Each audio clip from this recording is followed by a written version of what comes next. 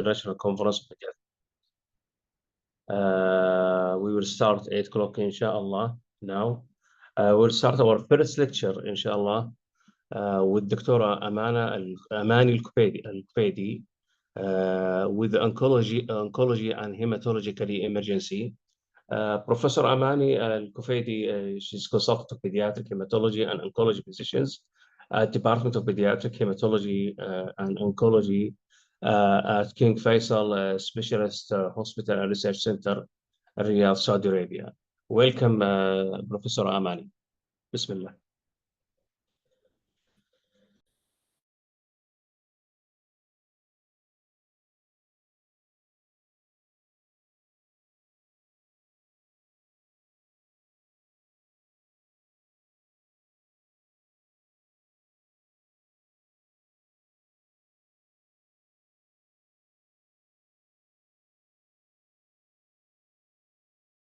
Assalamu alaikum wa rahmatullahi wa barakatuh. Thank you very much for attending this session. This is a very important session, which is called Oncological Emergencies. My name is Amani Al-Kufaidi, and I'm a consultant in pediatric hematology oncology, and I hope you will benefit and enjoy the talk. Now, when we talk about emergencies, the first thing we think about when we're saying an emergency or an ER is that we're thinking of a possible car accident, which someone is maybe has an internal bleeding, whether intracranial hemorrhage, whether abdominal hemorrhage, whether there's a fracture. So these are the things that when someone says it's an emergency, or someone has an MI, cardiac insult. So all of these things come into our mind when we're talking about an emergency. Now, with oncological emergencies, sometimes it doesn't come that way. Some of the times it does, and I'll explain that. And some of the times it's something that we have to be tuned to. And this talk is mainly for us and for you, for patients that you may be on call in the emergency room. You may be on call during the night covering, for example, internal medicine or pediatric. And in that way, you might be encountered with these patients that you might not know a lot about. Even us as oncologists, we might not know these things. So even for our own oncology fellows and residents who rotate with us, they need to be tuned into this, into the possible oncological emergencies that happen in patients with cancer.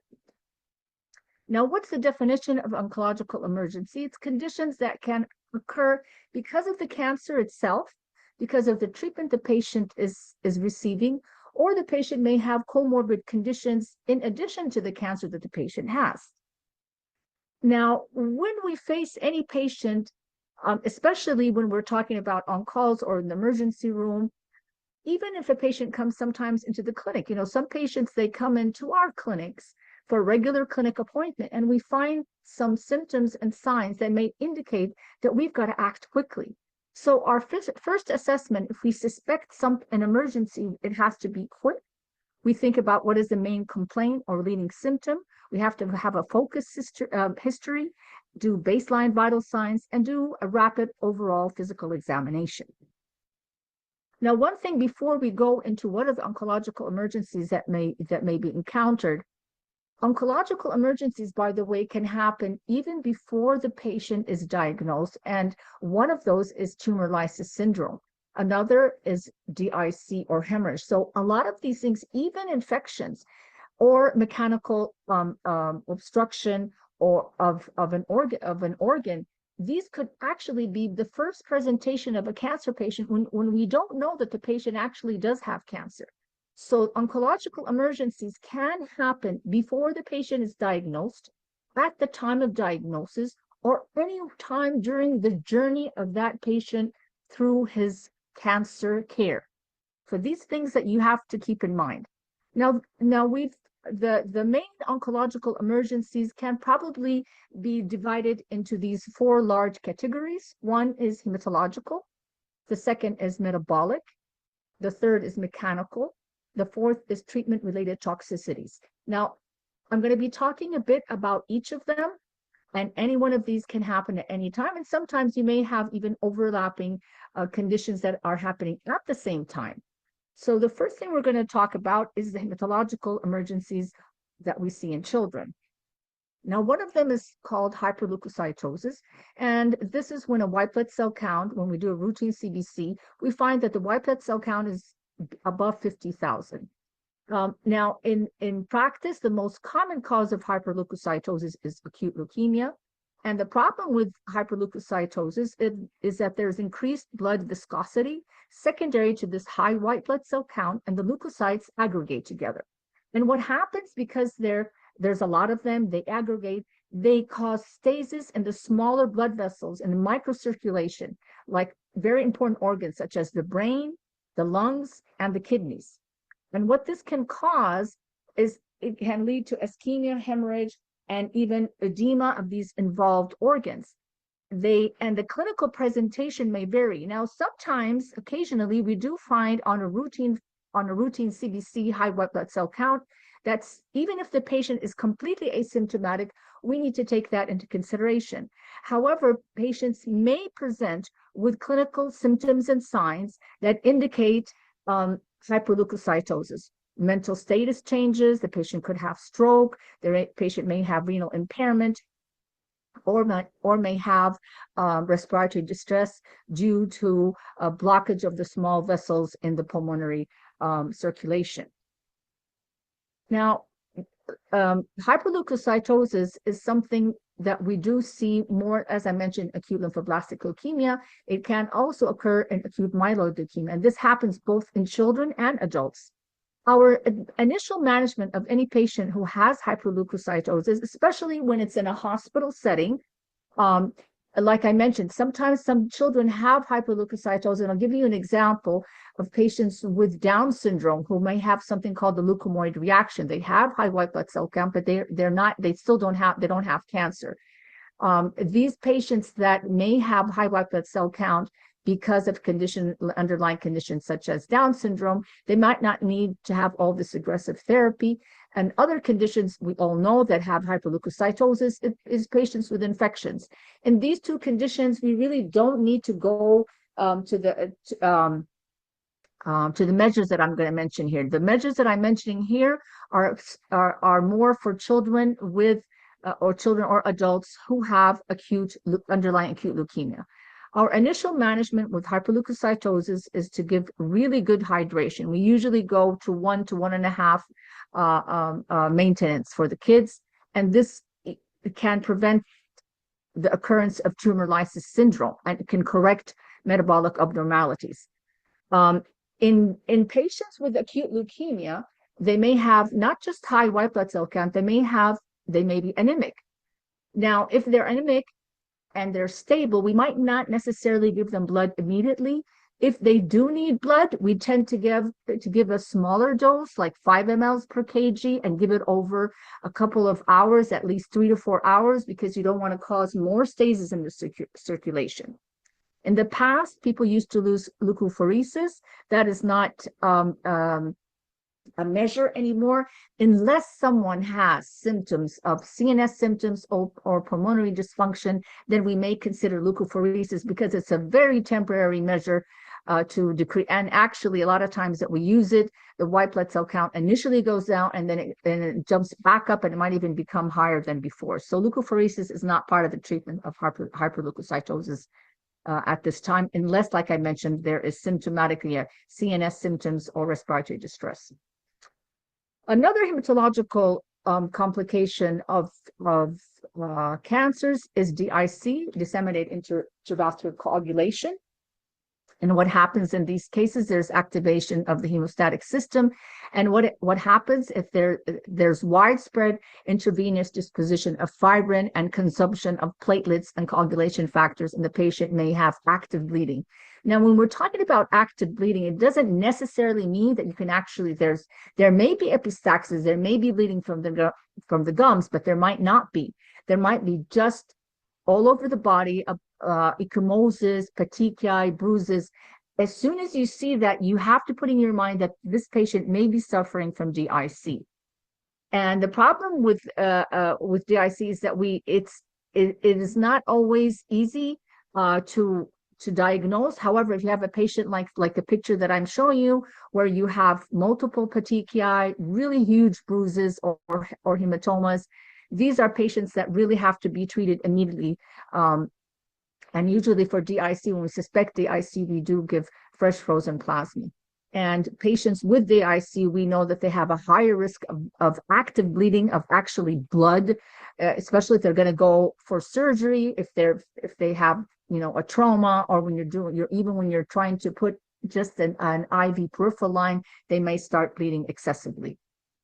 The most common malignancy associated with DIC is acute promyelocytic leukemia, and it occurs about 80% of the children, or 80% of the patients that have acute promyelocytic leukemia.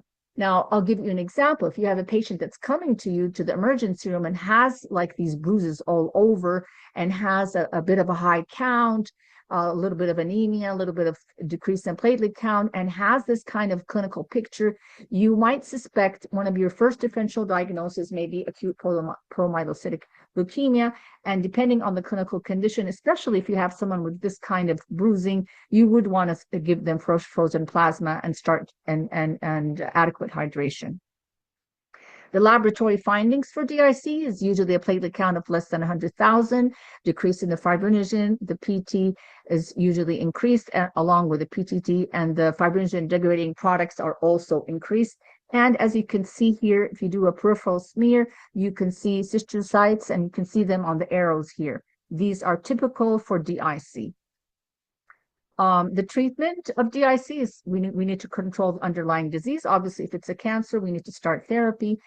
They may need platelet transfusion, and as I mentioned previously, fresh frozen plasma. Now, when we're talking about the metabolic oncological emergencies, the first thing I'm going to talk about is tumor lysis syndrome.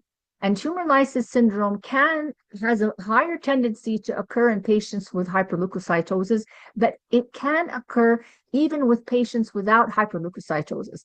And it's not confined to patients with leukemia, although patients with leukemia and lymphomas have a higher tendency to develop tumor lysis syndrome. However, even patients with solid tumors can develop tumor lysis syndrome.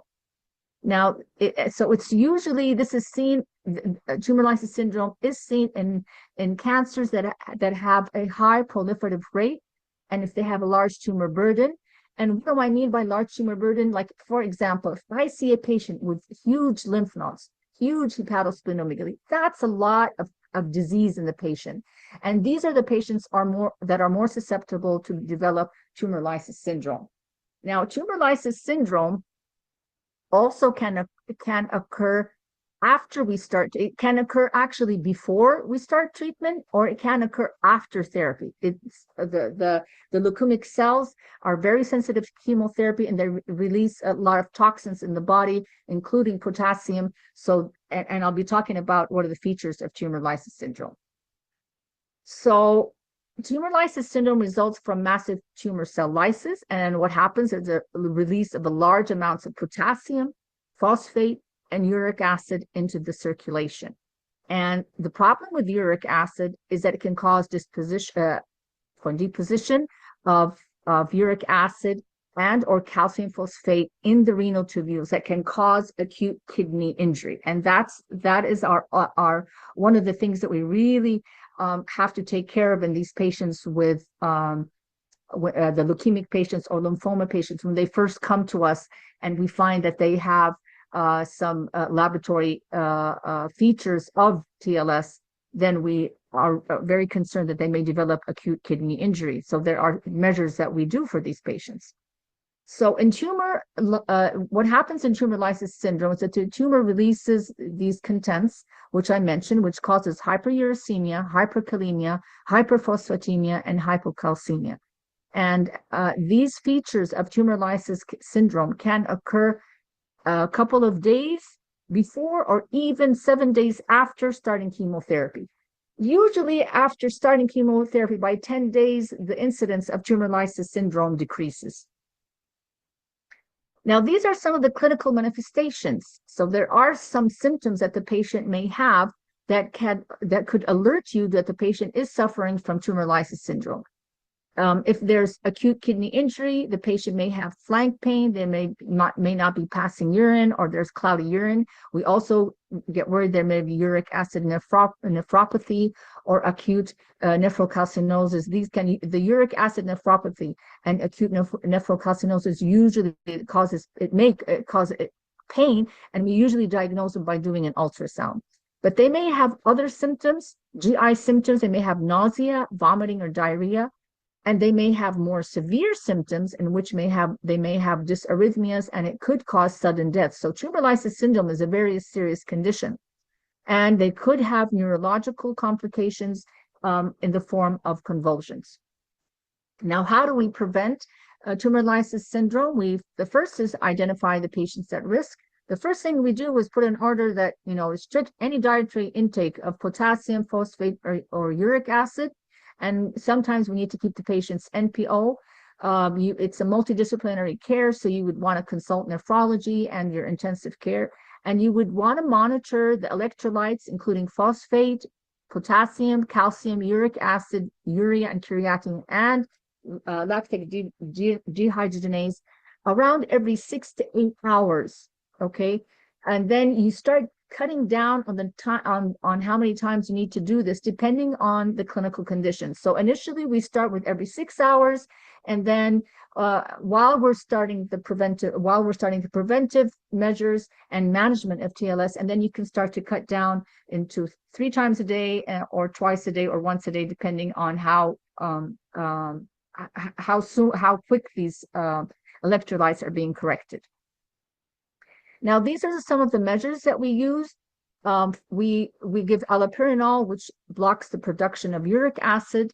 Rasburcase is also used. It oxidizes uric acid to create an enzyme that is like 10 times more soluble, and it's faster and more reliable. And these patients that we'd have to give rasburcase, usually these are the patients that have really high white blood cell counts, but we need to measure the G6PD, because if they do have G6PD deficiency, then we might not be able to give them rasburcase.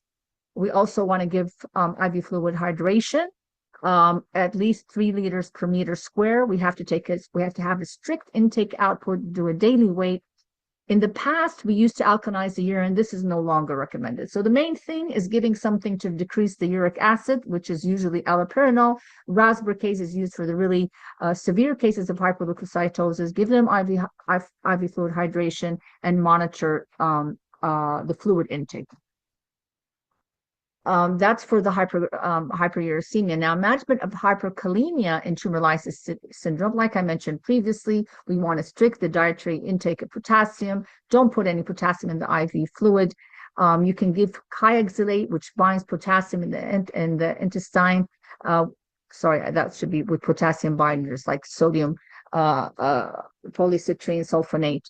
Sometimes we we use loop diuretics such as Lasix. And sometimes we have to go to the degree of doing dialysis, either CRT or hemodialysis. Sometimes we also need to give insulin. And what insulin does, as we all know, it promotes the redistribution of potassium from the extracellular to the intracellular space. Beta agonists are sometimes used. We use them as a nebulizer. We usually give around 10 milligrams per dose. And if there are any abnormalities because of the high potassium in the EKG, we need to stabilize the cardiac myocardium by giving them calcium gluconate. Another metabolic manifestation that can happen is hypercalcemia. We don't see this a lot in children, but it's more common in adults. It's caused because of increased bone resorption, local bone destruction, or there's decreased renal excretion or enhanced intestinal absorption. Now, as you can see, these are the diseases that patients may develop hypercalcemia: patients with metastatic disease to the bone, patients with breast cancer, lung cancer, multiple myeloma, head and neck cancers, lymphoma, cervical or colon cancers, and leukemias. And there are some risk factors, as we know, for hypercalcemia, including immobilization, the use of thiazide diuretics, and some hormonal medications. The symptoms and signs of hypercalcemia include fatigue, lethargy, confusion, nausea, constipation, and thirst. So if you have a patient that may have these symptoms, think of hypercalcemia, check the calcium, and you would act accordingly. The management of hypercalcemia is hydration. You want to increase the renal excretion. You might need to use forced normal saline diuresis. You may consider giving calcitonin to inhibit the bone resorption. Also, you might think of biophosphate to induce osteoclast cytotoxicity and inhibit the osteoclast precursors to decrease the production of calcium. Methromycin inhibits RNA synthesis in osteoclasts. And of course, you want to treat the underlying malignancies. Syndrome of inappropriate ADH can happen both in children and adults. In children, it's usually secondary to chemotherapy, but it could be because of direct injury to the brain. Children with brain tumors, especially the germ cell tumors. The surgery itself may cause SIADH. Patients who have received cranial radiation, and rarely some tumors like lymphoma can cause SIADH. In adults, small lung cell cancer, pancreatic cancer, neuroendocrine tumors, non-small cell lung cancers, lymphomas, and metastatic lesions to the brain could cause SIADH. What are some of the manifestations? Early on, the patient may have weakness, may feel that they're lethargic or fatigued, may have nausea and vomiting, the feeling of thirst, they may have diarrhea, headache, confusion, they may have decreased urine output, and they may have weight gain. Later manifestations include mental status changes, convulsions, and they may actually develop a coma. So now it happens because there's abnormal secretion of antidiuretic hormone, and when you check the serum sodium, it's less than 130, and the osmolarity in the serum is less than 280, and the opposite is true in urine. The sodium level is more than 20 milliequivalents, and the urine osmolarity is more than 1,400. The management of SIADH is, again, you want to treat the underlying cancer. Usually the patients with mild to moderate hyponatremia, just restricting the IV fluid would be enough. However, in severe cases of hyponatremia, you may need to give a slow infusion of 3% hypertonic saline. Now we'll go to the mechanical oncological emergencies, and there's a variety of them. You have the superior vena cava syndrome, increased intracranial pressure. Now, and we'll talk about each of them: spinal cord compression, pleural effusion, airway obstruction, pericardial infusion of cardiac tamponade, and intestinal obstruction. These are the main ones that I wanted to talk about because these are really important to know as an emergency. Now, the superior vena cava syndrome, this happens usually because of complications of chest masses, okay? And superior vena cava syndrome refers to symptoms and signs of upper body venous congestion resulting from obstruction of adequate venous return through the superior vena cava. And you can see this kid who had this like a huge area of the neck, and the upper chest is swollen, and you can see from the x-ray the mediastinal mass that the patient has. Now, superior vena cava syndrome doesn't necessarily have to happen because there's a cancer. A lot of our patients, they have, we put into them central lines, either a temporary central line or a portacath. These patients with the central lines can develop superior vena cava syndrome because of secondary to thrombosis. So we also have to think of, even if the patient doesn't have a mediastinal mass, that they still can develop that because of the of what we have done to the patient, which is putting a central line. So internal obstructions occur most commonly as a complication of long-term central venous catheters that can occur, like I mentioned, from malignancies. These are the cancers that can cause superior vena cava syndrome: acute leukemia, mainly T-cell leukemia. Lymphomas could also cause it: sarcomas, neuroblastoma, and Hodgkin lymphoma. And usually, like you saw in the picture, there's upper body congestion from venous dilatation, and there could be edema of the arms, face, and neck. The CNS symptoms could be related to, could be a change in the mental status, or just a simple headache. Now, one of the things I want to tell you about superior vena cava syndrome, sometimes it's not easy. And there may be just subtle signs. So patient, I'm telling you, any patient that you have that is a cancer patient and the family or the patient tells you, my neck feels a little bit swollen, and you can see that that patient is not able to lie down completely unless the bed is elevated, I would suspect immediately superior vena cava syndrome. Do a chest x-ray. It's a simple investigation. It's a quick investigation. At least you will feel, okay, you know what? The patient doesn't have that. Maybe there's something else going on. But it's something that it doesn't, it's not always that clear. So if you even suspect it a little, even if the patient is telling you, I'm just having I'm not able to breathe well, or I don't feel comfortable, put that in your mind that they may have superior vena cava syndrome. The patients may have cough or dyspnea. They may have dysphagia or orthopnea. You may listen to the chest and feel, and you can't hear there's the diminished air entry due to pleural effusions. They may have wheezing. They may have hoarseness of the voice. You might not be able to hear the heart sounds because the patient also may have a pericardial effusion. They may have facial edema or chest pain. So these are some of the symptoms and signs that the patient may have. As I mentioned, the easiest, quickest thing to do is a chest x-ray, but you can go on to further do a CT scan of the chest and an MRI angio. The management of SVC is immediate supportive care, which includes oxygen, elevate the head, proper positioning of the patient to minimize any possibility of obstruction. You want to keep the patient in a calm and quiet environment. I cannot overemphasize this. It might seem something that's very, oh, what is she talking about? No, it's true. Calm the patient down, lower the lights, make sure the patient's bed is elevated, and just let them, and then tell them to breathe, but not to do it quickly, and just try to calm them down. Believe me, this works, at least until you're able to, do more measures for the patient. These are the first things that you need to do. You want to do moderate diuresis, and you will definitely need to have the ICU, whether it's this pediatric ICU or the adult ICU. You want to call the ICU team to help you manage this patient. In patients that have superior vena cava syndrome, in which this is a new patient, you want to establish a diagnosis. Some other forms of treatment that we may need to give these patients is steroids, just to decrease the tumor size. Usually in patients with lymphoma, we want to get a tissue diagnosis, but sometimes the patient is so sick that we start giving steroids. And you may consider giving radiation therapy to decrease the effect of the mass on the patient.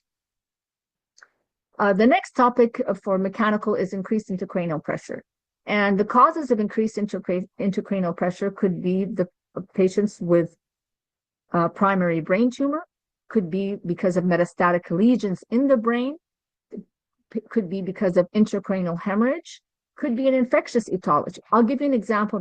Primary brain tumors is an easy peasy. Metastatic disease, women with, for example, breast cancer could have metastatic disease to the brain. Intracranial hemorrhage can occur in the setting of a brain tumor, or can occur in a patient with leukemia, for example, who has severe thrombocytopenia, may have also DIC, and have developed an intracranial hemorrhage. So intracranial hemorrhage you have to think about also.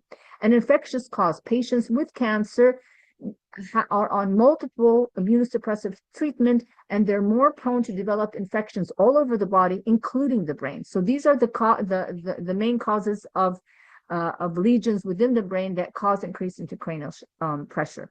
The symptoms include headache, nausea, vomiting, blurred vision. You need to examine for the eyes to make sure that there's no edema. They may have diplopia, they may have unsteadiness, and they may have altered level of consciousness.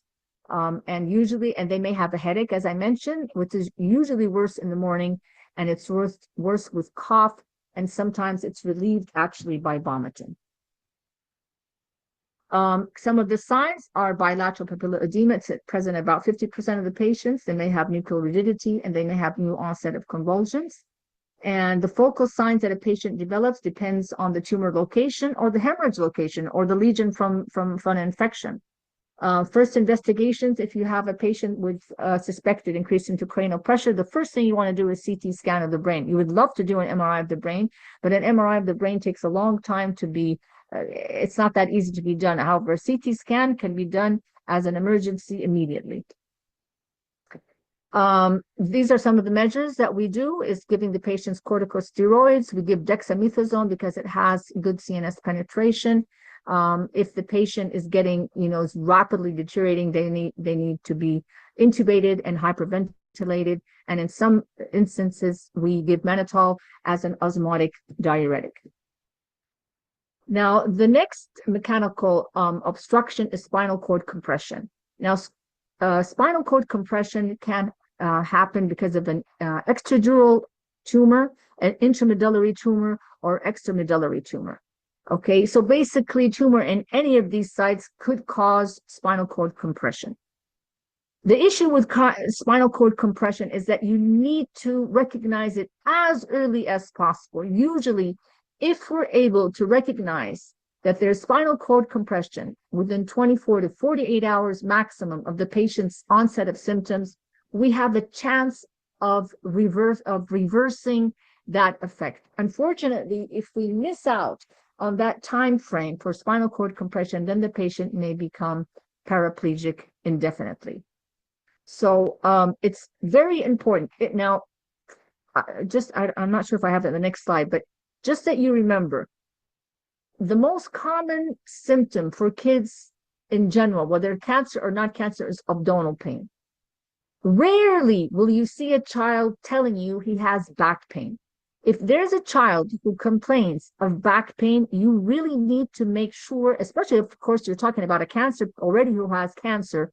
If any cancer kid tells you I have back pain, you have to take that seriously. It's the same is true for adults, but adults in general, we tend to have back pain much more common than children. So any patient with any child with back pain, and if they have an underlying malignancy, you do have to worry about spinal cord compression.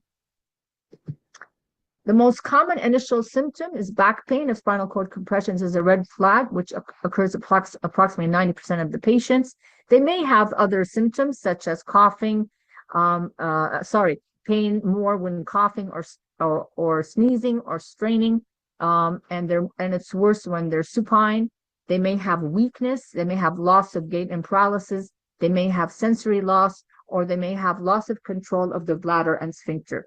So these are some of the symptoms and signs that the patient may develop that would alert us that, you know what, this patient may have spinal cord compression. So we said back pain, weakness, unsteady gait or paralysis, sensory loss, and loss of bladder and sphincter control. Now, these are depending on the site of the obstruction, the symptoms will occur. Cervical spine compression, they may have subscapular pain, headache, they may have weakness of the arms and legs, and may have some breathing difficulties. If it's a cord compression in the thoracic spine, they may have pain in the back or chest. They feel like there's a tight rope around their chest, and they usually have loss of sensation below the lesion. In the lumbosacral area, they may have lower back pain that radiates to the legs or hip.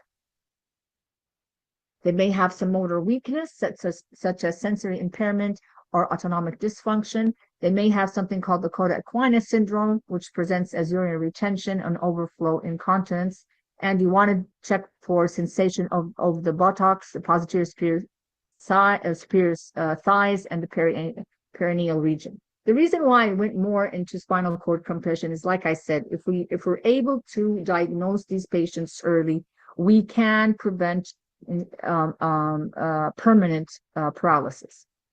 The management includes glucocorticoids. We usually use dexamethasone, but you need to consult neurosurgery. You need to consult radiation oncology, and depending on your consultation services, they may recommend doing surgery or just going ahead with radiation.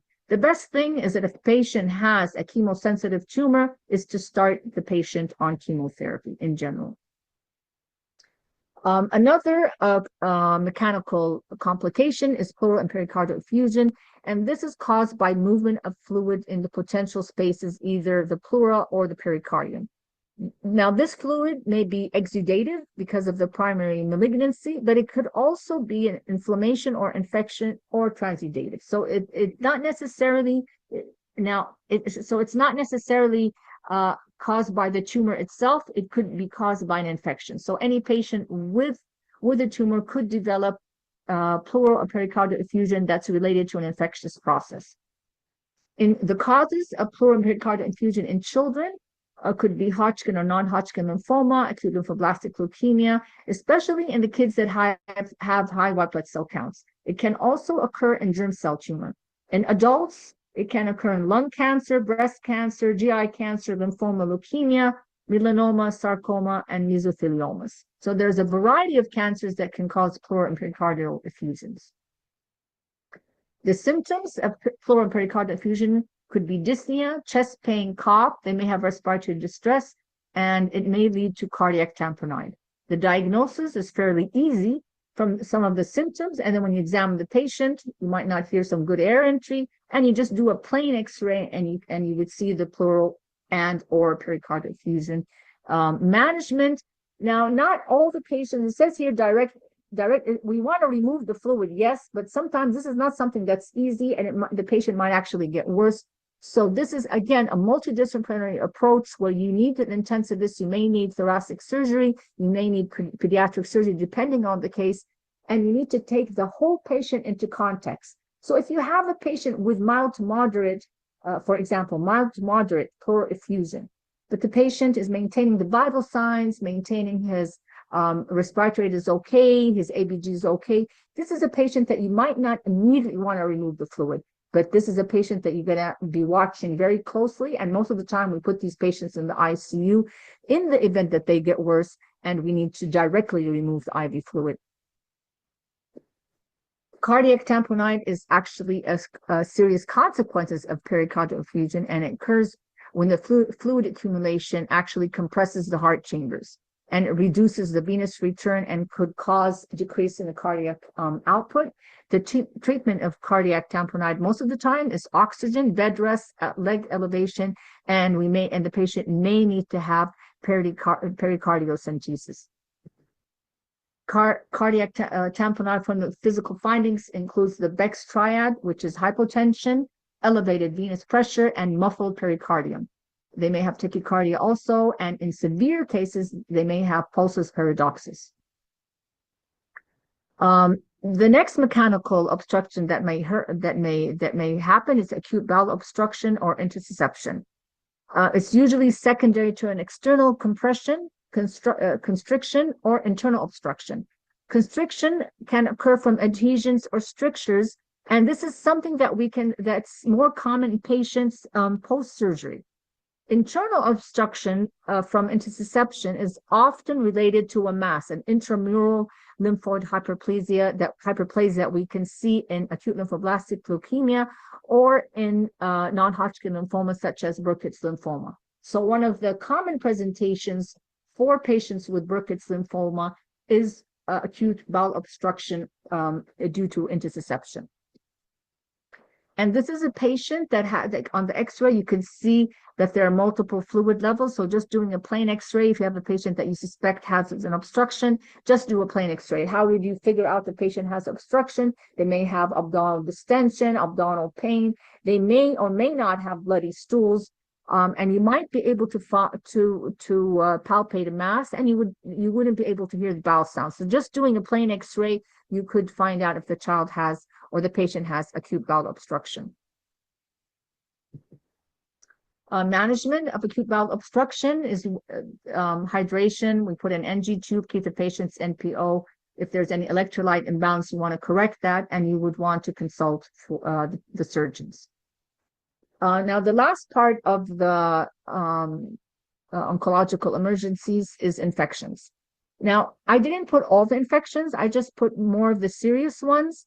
The most common process that happens in children or in adults that have cancer and have received chemotherapy is febrile neutropenia. As we all know, chemotherapy is going to cause pancytopenia, and when a patient has neutropenia, they're very susceptible to developing febrile neutropenia. They don't necessarily have to have sepsis. And when we're talking about sepsis, it's a bit more than just having fever and neutropenia. Patients may have sepsis without having neutropenia. So fever neutropenia means that a child or a patient that has a white blood cell count or the ANC of less than 500 with the documented fever. Even if they don't have a documented fever in the hospital and the family bring the patient, or the patient comes in with a history of fever, we don't take it lightly. We immediately do a blood culture. We do, of course, take a history, do a physical examination, do a blood culture, and we start the patient on empiric antibiotics, awaiting two things: awaiting either the improvement or the deterioration of the clinical condition, or we have a positive blood culture. Now, if the patient has sepsis, pneumonia, then definitely these are patients that we have to admit.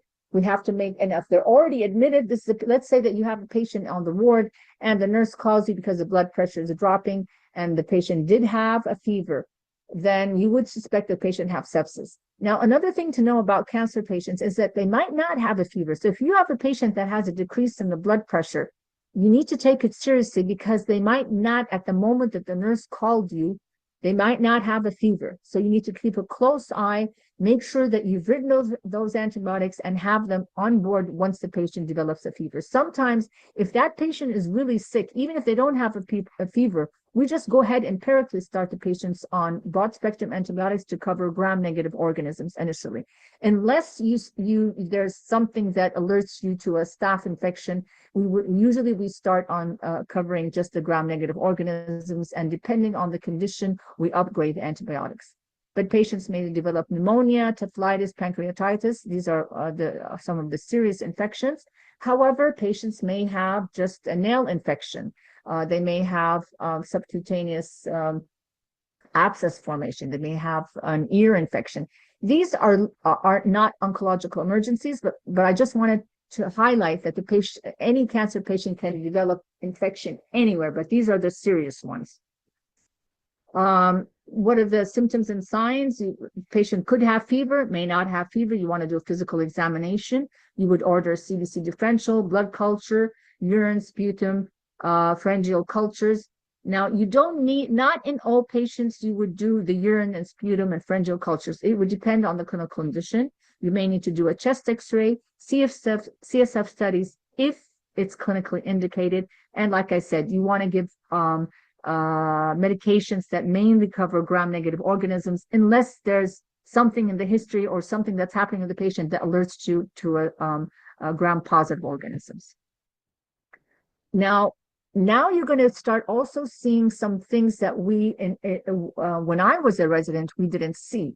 One is the cytokine release syndrome.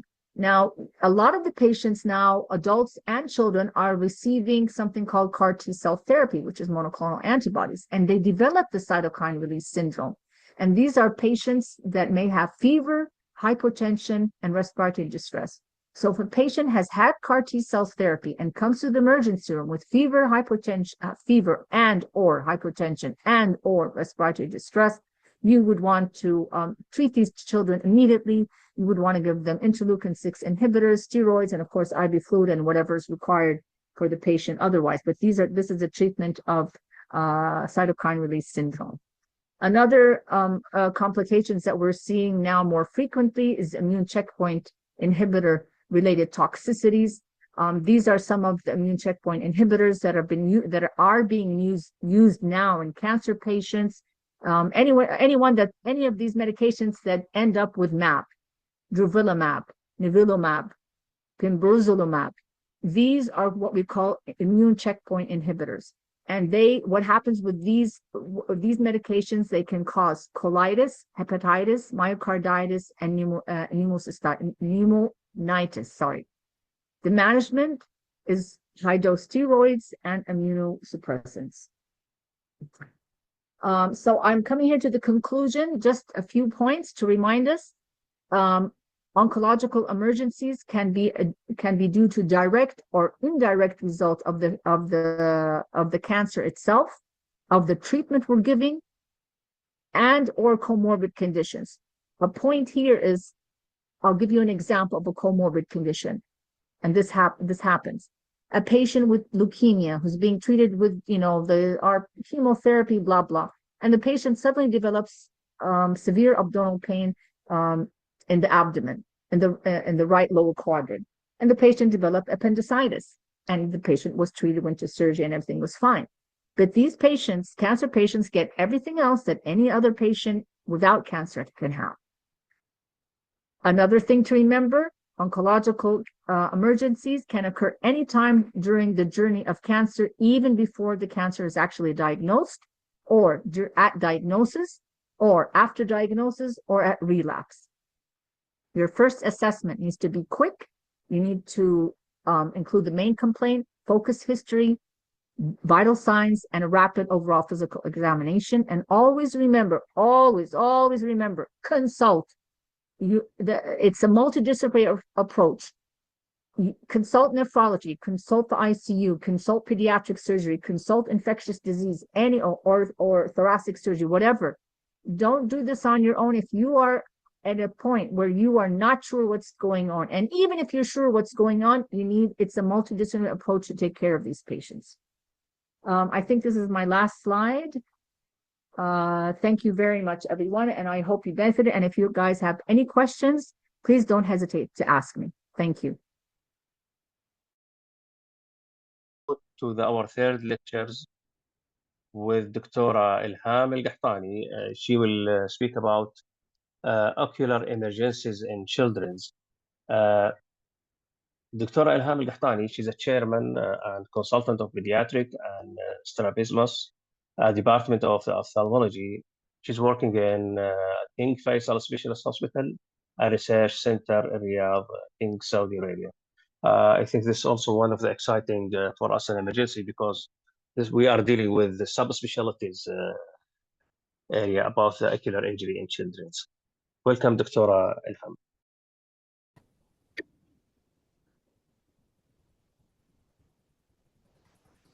Okay. Hello, everyone. This is Dr. Ilham Al-Qahtani, Chairman of Ophthalmology in King Faisal. Welcome to join with me the ocular emergencies in children. I hope it's going to be informative and valuable.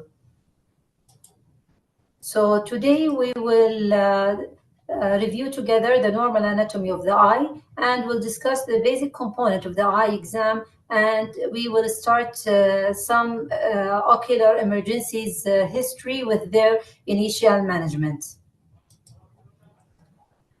The most common presentation in the ocular as ocular emergencies in ER is vision loss and history of eye trauma and red eyes.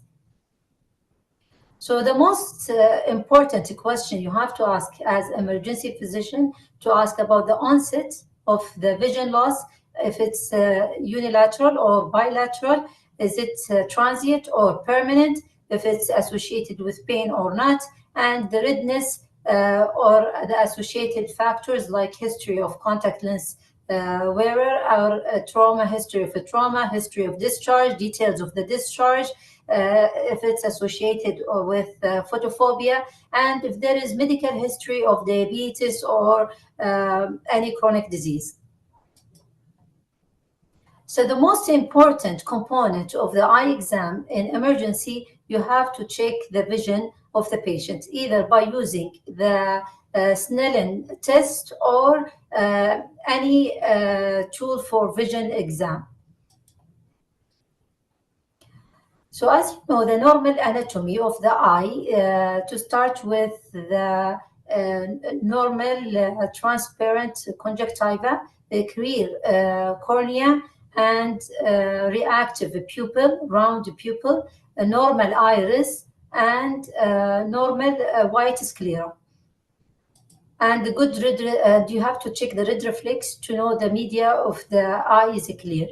the normal fundus exam to see the normal optic nerve, as you can see here, normal vasculature of the retinal vessels, and good reflex of the macula and the fovea. We will start the cases of the ocular emergencies by giving you some histories. So the first case, if you have a patient, 10 years old, playing with her cousin and got poked in the eye and came to the emergency department with history of pain and redness and tearing. After you took history of the patient and the eye exam, you took a quick vision test, then you see this with the fluorescent test. And this is very common presentation in emergency to have corneal abrasion. So the most important thing to do it in emergency to do the fluorescent test. If you see the dye taken by the cornea, that means there is a corneal abrasion. So it is usually presented with the patient usually present with pain, tearing, photophobia, sometimes foreign body sensation. Usually the treatment only by applying topical antibiotic drops and lubrication. Sometimes you need to give the patient pain medication and usually avoid patching, especially if the patient children is a child. You have to avoid patching. Second common clinical scenario you can face in emergency department is 12 years old patients with history of trauma during the drilling with his dad. Then he came to you in the emergency with pain and tearing, and he felt something stuck in his eye.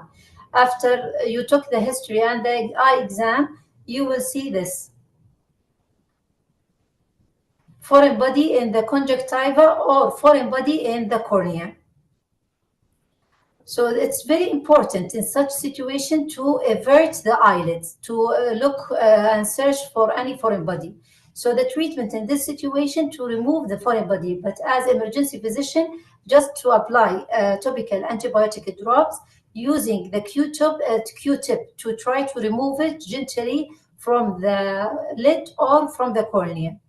If it's not successful, don't try again and just call the ophthalmologist, because sometimes if it's deep enough, needs to be removed by special needle by the ophthalmologist.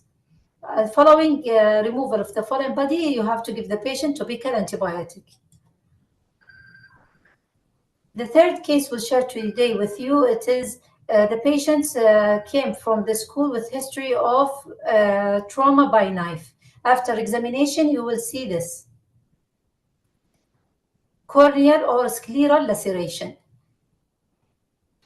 So the corneoscleral laceration are repaired surgically by ophthalmology. So in emergency department, only apply the clear shield on the eye and call the ophthalmology. Provide tetanus prophylaxis if the patient has no tetanus vaccine before, and start IV antibiotic. Sometimes you need to ask for orbital CT scan if you feel there is a foreign body pierced through the cornea. The fourth case for emergency cases you can face as a physician. If there is a child running and fell on his face on the metal object and cut his eyelid. So you will have lid laceration, such this patient in the photo. So as emergency physician, it's very important to check the vision as a basic eye component examination and give tetanus prophylaxis as well. You can do primary repair if the laceration is superficial and away from the lacrimal system. But you have to consult the ophthalmology in 3 situations. If the laceration involved the medial 1/3 of the lid canalicular injury, or the lid margin involved the tarsal plate, or if the levator palpebral muscle involved in the injury, because this might cause ptosis. Another case scenario, if there is a 16 years old boy playing baseball and got hit in the eye with the baseball. before you enter the room, the patient underwent CT scan, and you see this in the CT scan. There is, as you see here, globe rupture with the orbital fracture. And here, this is the sign of the globe rupture. You can see the pupil is irregular and subconjunctival hemorrhage. So the mechanism of the injury usually occur with blunt, penetrating, or perforating object.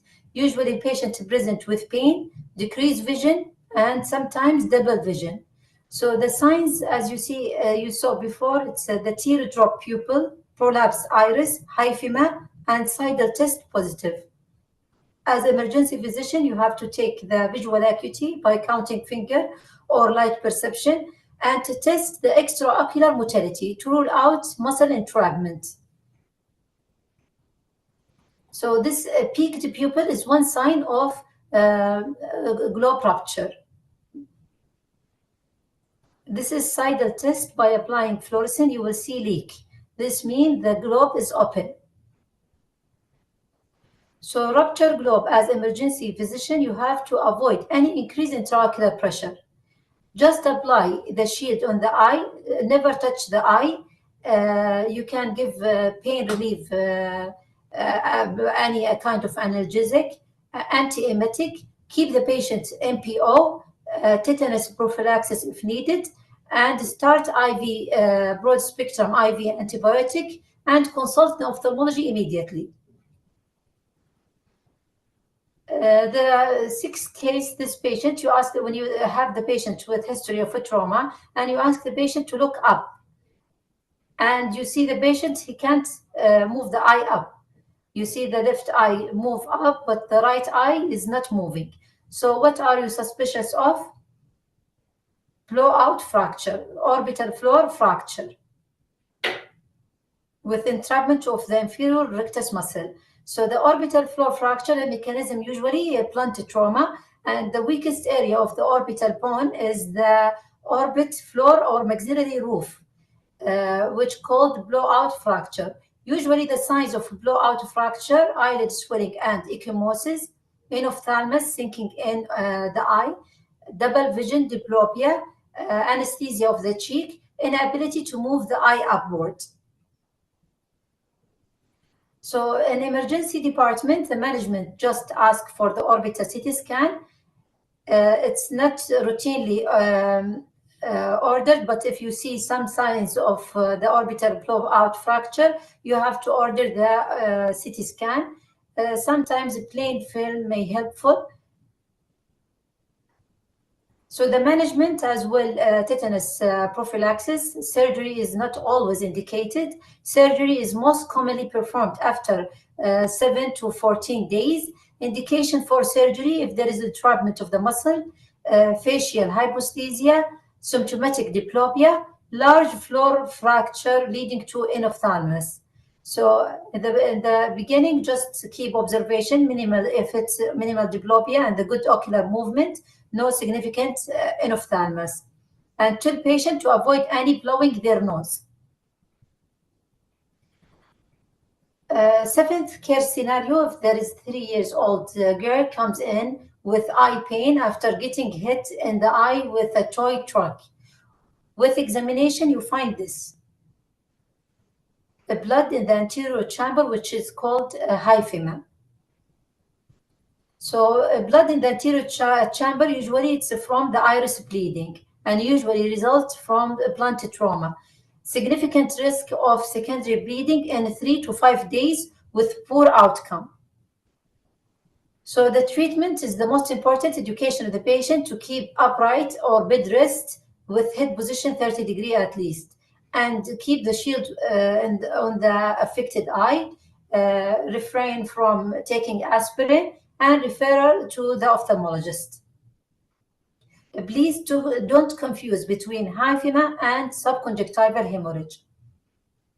So this is subconjunctival hemorrhage, which is self-limited and no need any intervention. And this is other subconjunctival hemorrhage. The eighth case scenario, if you have a 5-year-old boy present with red painful eye and lid started since he woke up from sleep. On examination, you find this swelling of the upper and the lower eyelid with erythema. So the most important thing to rule out is periorbital cellulitis. It is a major ophthalmology emergency and may occur after trauma such as insect bites. The most common organism is pneumococcal, the staphylococcal, or streptococcal. In such situation, you have to rule out orbital cellulitis by examining the motility of the eyelid and the eye extraocular muscles, and also to check if the patient has fever or no. Sometimes you need to do diagnostic tests like CT scan, blood culture, gram stain, blood, and you can consult the ophthalmology. So the treatment, if it's only periorbital cellulitis, to start systemic antibiotic if the patient under the age of 5 years. Also, it's very important to refer the patient to ophthalmology. If it's orbital cellulitis, the important signs: proptosis, chemosis, decrease the eye motility, decrease in the vision, and sometimes the patient has afferent pupillary defect, and this needs emergency CT scan to rule out abscess. Also, the most common cases you might face in emergency is red eye. And the most common causes of the red eye, dryness or blepharitis, contact lens overwear or irritation, subconjunctival hemorrhage, conjunctivitis, either secondary to allergy or infectious, episcleritis or scleritis, corneal ulcer, anterior angle closure glaucoma, and endophthalmitis. So those are some photos of different kind of conjunctivitis. Bacterial conjunctivitis usually associated with greenish or yellowish discharge. Allergic conjunctivitis, there is a cobblestone papillary reaction in the conjunctiva, and there is sometimes viral conjunctivitis associated with watery discharge.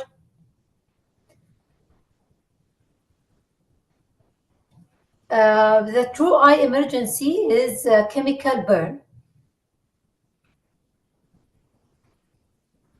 So the chemical burn require immediate irrigation until pH normalize. May need to treat increased intraocular pressure, control pain and inflammation. It needs aggressive lubrication and immediate referral to ophthalmologist. It needs surgical treatment if there is limbal stem cell injury or corneal severe scarring. So those are some examples of corneal scarring and limbal stem cell damage after chemical injury. Usually in emergency, you can have a different situation of children with wandering eyes, such as inward deviation or head tilt, or an inability to close the eye. So the cranial nerve paresis, the fourth cranial nerve, is the most common nerve injury in children, because it is the longest intracranial course, so the damage by blunt head trauma, it could be bilateral. Also, the cranial nerve, the seventh cranial nerve palsy is frequent in children. Paresis of the orbicularis muscle, incomplete eyelid closure. It causes lagophthalmia. Leukocoria also is one of the emergency cases, and the patient presented with white reflex in the eye. The differential diagnosis of leukocoria, the most important to rule out retinoblastoma, cataract, cot disease, vitreous hemorrhage, optic disc coloboma, and ocular toxocariasis.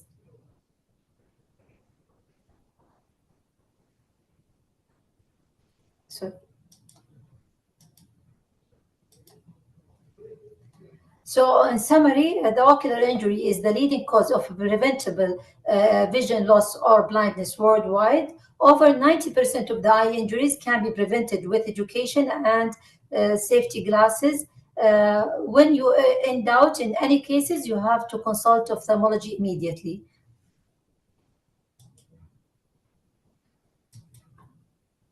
Thank you for your attention, and I hope it is helpful and valuable presentation. Thank you. Have a good day. جزاك الله خير. Thanks a lot, Dr. Ilham, for your valuable lecture. And we will go direct to the questions. Please write it in the question and answer square. From Dr. Muhammad Ibrahim, he asked about the eye irrigation with saline, or you like to choose distilled water. Yes, usually we do the irrigation with normal saline, and it should be for 30 minutes until the normalization of the pH. So, do you think the temperatures of the saline will be reflect on the child cooperations, like cold saline or warm saline, for example? It's the normal temperature of the room, normal saline. Yes. It doesn't necessarily to be cold or warm, but it needs immediate irrigation. Because some of the physicians, they are complaining why a child is being agitated and crying once you start to irrigate the eye. I think the more common practice they're doing with the cold saline, because pull it direct from the store and just they irrigate the eye of the child. طيب. Yes. good question here. أعتقد هذا قصده في الكورنيال ألسر here from Dr. Bahramar Moderi. بيقول why is patching is avoided in children? Yes, it's very important to avoid patching in children because risk of amblyopia, especially a patient who has history or family history of amblyopia. So if you patch the eye for 1 day, it can cause amblyopia for that patient. And usually, it's frequent. We saw it after patching 2-3 days due to corneal abrasion. Patient presented with wandering eye. The parent, they notice after patching, they start to have inward deviation. This because they interrupt the fusion by patching and cause hidden hyperopia if the patient has before the patching to be appear after the patching, and the patients need to start treat the amblyopia. So it's better to avoid it. Thanks a lot, Dr. And no benefit from patching at all. It's just sometimes they use it to avoid pain. So in such situation, advise the parent to use a frequent lubrication or use ointment to help as a pain reliever. Absolutely right. Absolutely right. Dr. Hassan, he asked about how safe is the use of topical steroids in eye infection. It's better to avoid it because topical steroid with eye infection, it gets sometimes if the patient has infection secondary to bacteria, it will get worse and cause infiltration of the cornea and melting cornea. Excellent. I think this question already answered from. He said, "What's the best solution for irrigation after chemical burn to the eye?" Using regular lactate or normal saline. I think Dr. Ilham already answered with using normal saline. In case of allergic conjunctivitis, is it safe to give a local antihistamine drop in children less than 5 years? Yes, it's safe. Okay. Usually with allergic conjunctivitis, we start with, first of all, to advise the parent to avoid the allergen and to discover what is the most common cause for the pink eye or itchy eyes, to avoid it, and to advise them with cold compresses and lubrication. If they don't respond, we go for the antihistamine like Patanol or Patadine. Right. An emergency to refer corneal ulcer. I think he means that refer to ophthalmology for the corneal ulcer. When we need to refer the patient to ophthalmology from the emergency, is it a must to do fluorescent test? Usually, I advise if the emergency physician is not feeling comfortable or confused to refer the patient immediately to emergency. So, because it's very clear to have corneal abrasion, simple one, or if you are in doubt, if you see like whitish spot on the cornea, it's not only clear abrasion, it's better to immediate refer to ophthalmology. So, usually, if you are confused, refer the patient. Right. Dr. Hala asked, she said, really thanks. A lot of ocular cases on daily basis come to the emergency. I have one question. Is it possible to differentiate superficial from deep corneal abrasion in emergency? With the fluorescent test, which is called sidal test, you can see if it's superficial or deep, because from the amount of the stain, and also if there is penetration, you will see leak from the sidal tests or fluorescent test. Dr. And Tamer also again, asked if you about the role. are usually if you are confused or if you have doubt, even 1%, better to consult ophthalmology rather than keep the patient treated as simple case. Dr. Tamer asked about the role of eye ointment in case of the corneal abrasion. I think it's compared to eye ointment compared to the eye drops. What's the evidence? Is it must to get the eye ointment?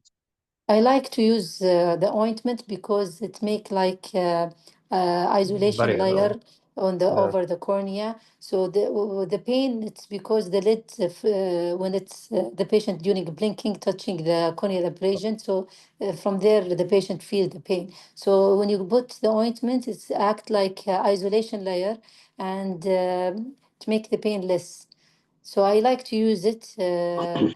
Although it is sticky and difficult for some children, but it's better than the normal, the lubrication drops.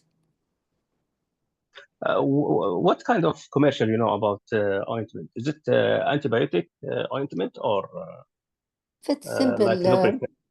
if it's simple abrasion or a very small one, I give like Refresh PM ointment, it's lubricant, or like Relube ointment. If I feel it's a little bit big and it is secondary to dirty trauma like finger from the finger trauma, fingernails or dirty stick or something, it's better to give erythromycin ointment, eye ointment. جزاك الله خير antibiotic. دكتورة إلهام، أخذنا من وقتك كثير وما نقول لك إلا جزاك الله خير for this lecture. We have a lot of questions, but we will send it to you. Thank you. Because of the time, we are restricted to the schedule.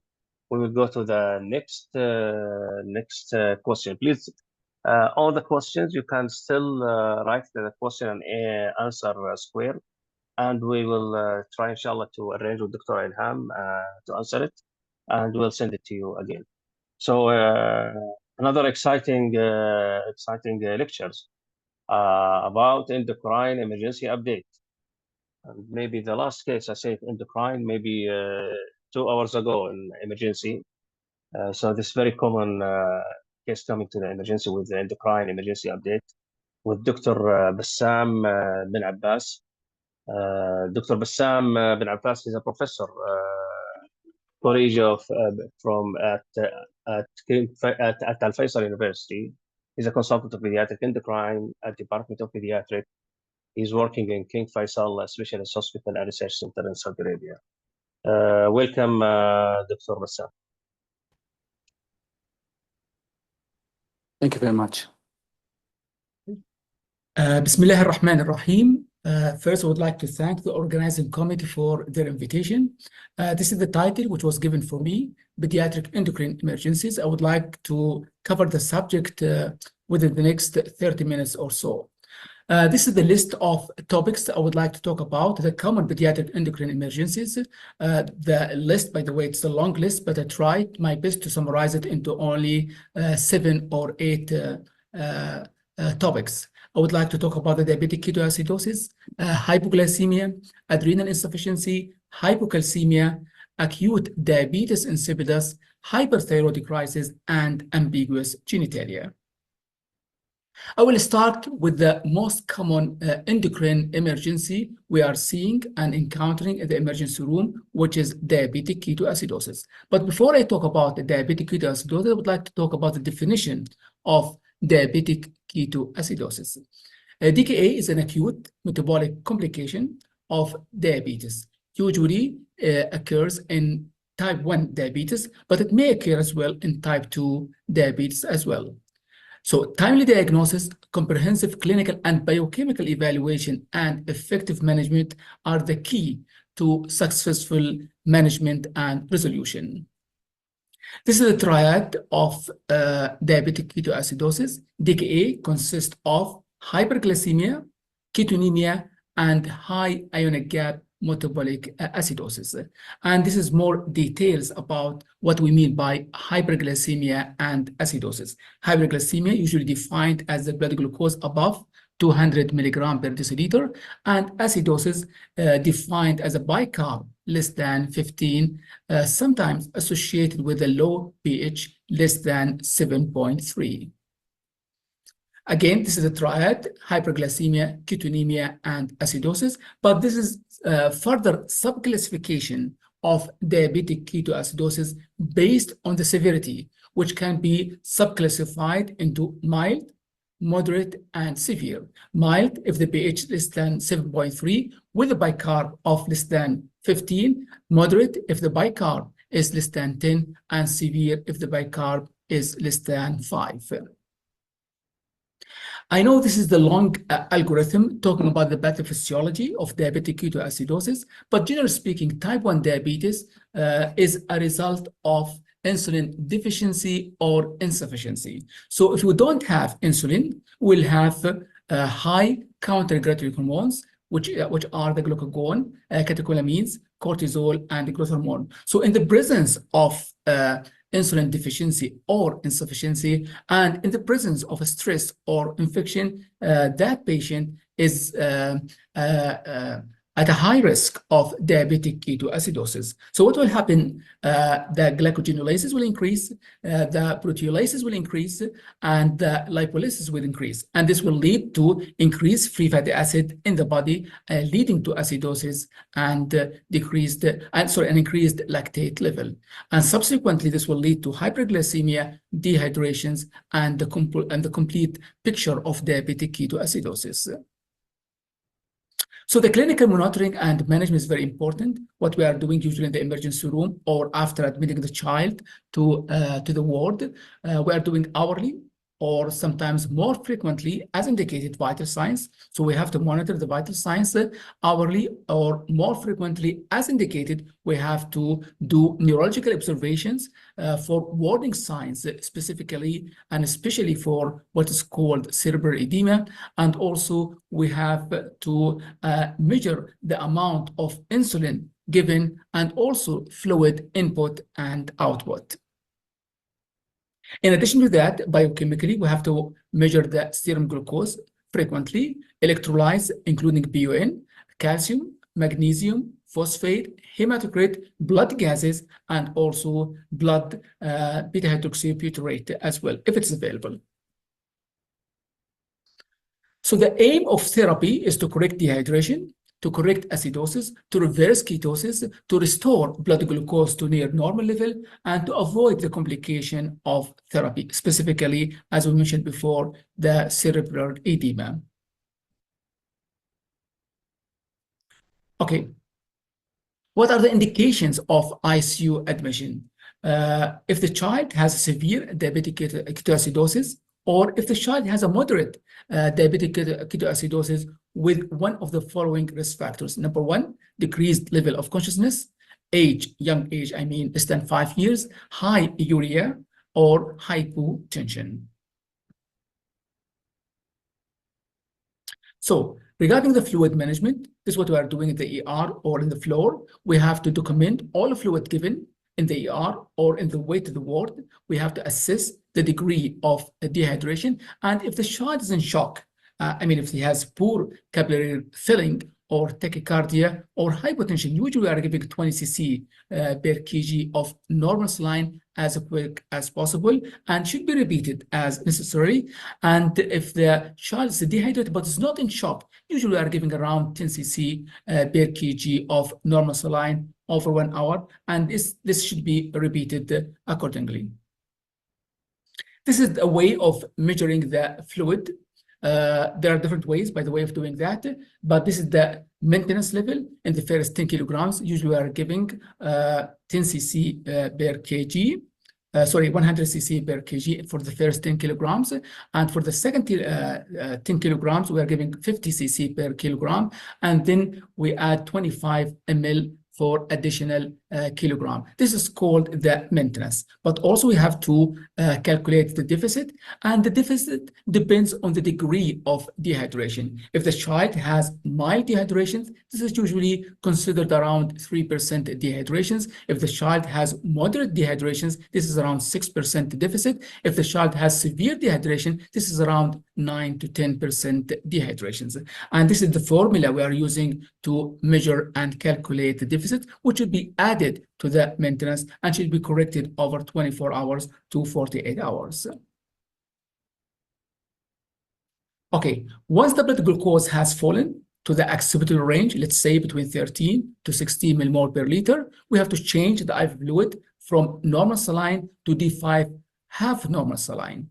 Or sometimes, if there's a further drop in the glucose level, we are shifting from D5 to D10 half normal saline. Potassium should be added to the IV fluid after voiding. If the serum glucose less than 3.5, usually we are adding 40 milliequivalent per kilogram, 40 milliequivalent kcal per liter. And if the serum potassium between 3.5 to 5.5, usually we are adding only 30 milliequivalent of kcal per liter. And if the serum potassium above 5.5, usually we don't give potassium replacement. Regarding the insulin, the usual dose for insulin around 0.1 unit per kg per hour until the acidosis resolved. And usually we are stopping the IV fluids and also the insulin drip if the bicarbonate level above 18. Cerebral edema is one of the complications, one of the acute complications of diabetic ketoacidosis management. So if this happens, usually we are reducing the rate of the IV fluid administrations, and sometimes this requires a mannitol IV infusion between 0.5 to 1 gram per kilogram, and sometimes it's required to give 3% hypertonic saline between 3 to ml per kg.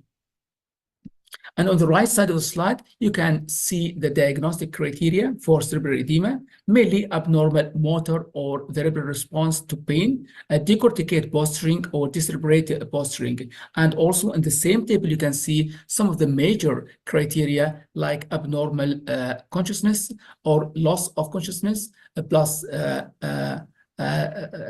bradycardia. And also on the same table, you can see some of the minor criteria, including headache, vomiting.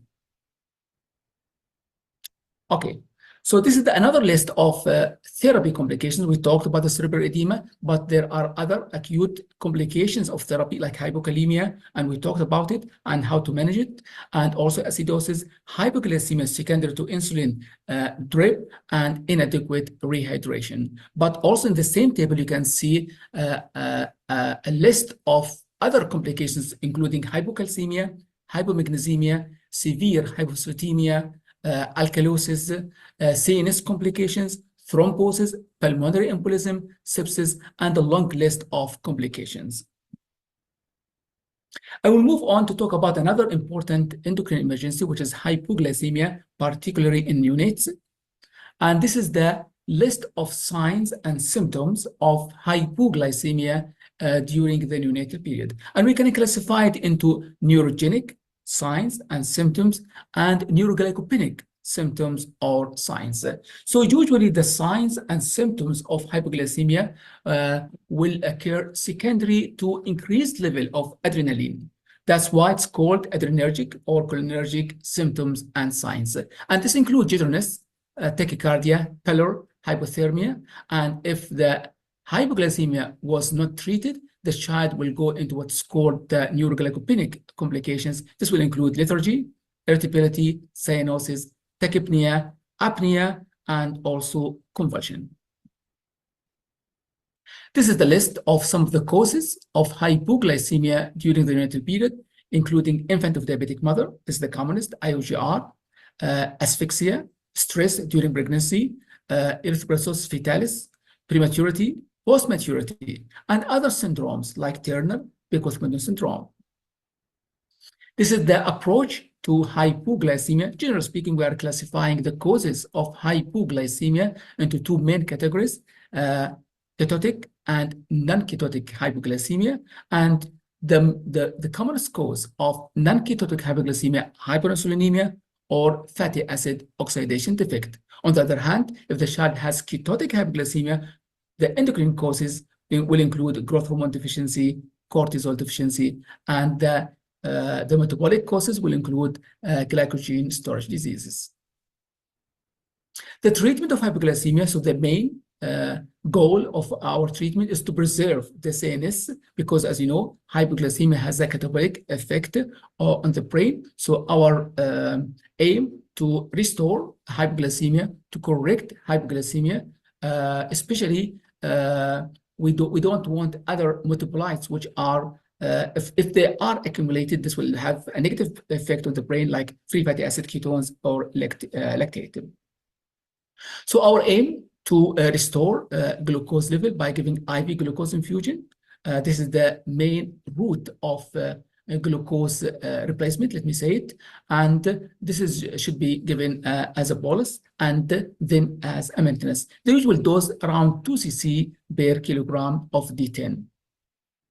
We'll move on to talk about the third complications, endocrine emergency, which is the adrenal insufficiency. And here's the list of the adrenal disorders causing adrenal insufficiency. This will include the primary and secondary adrenal problems.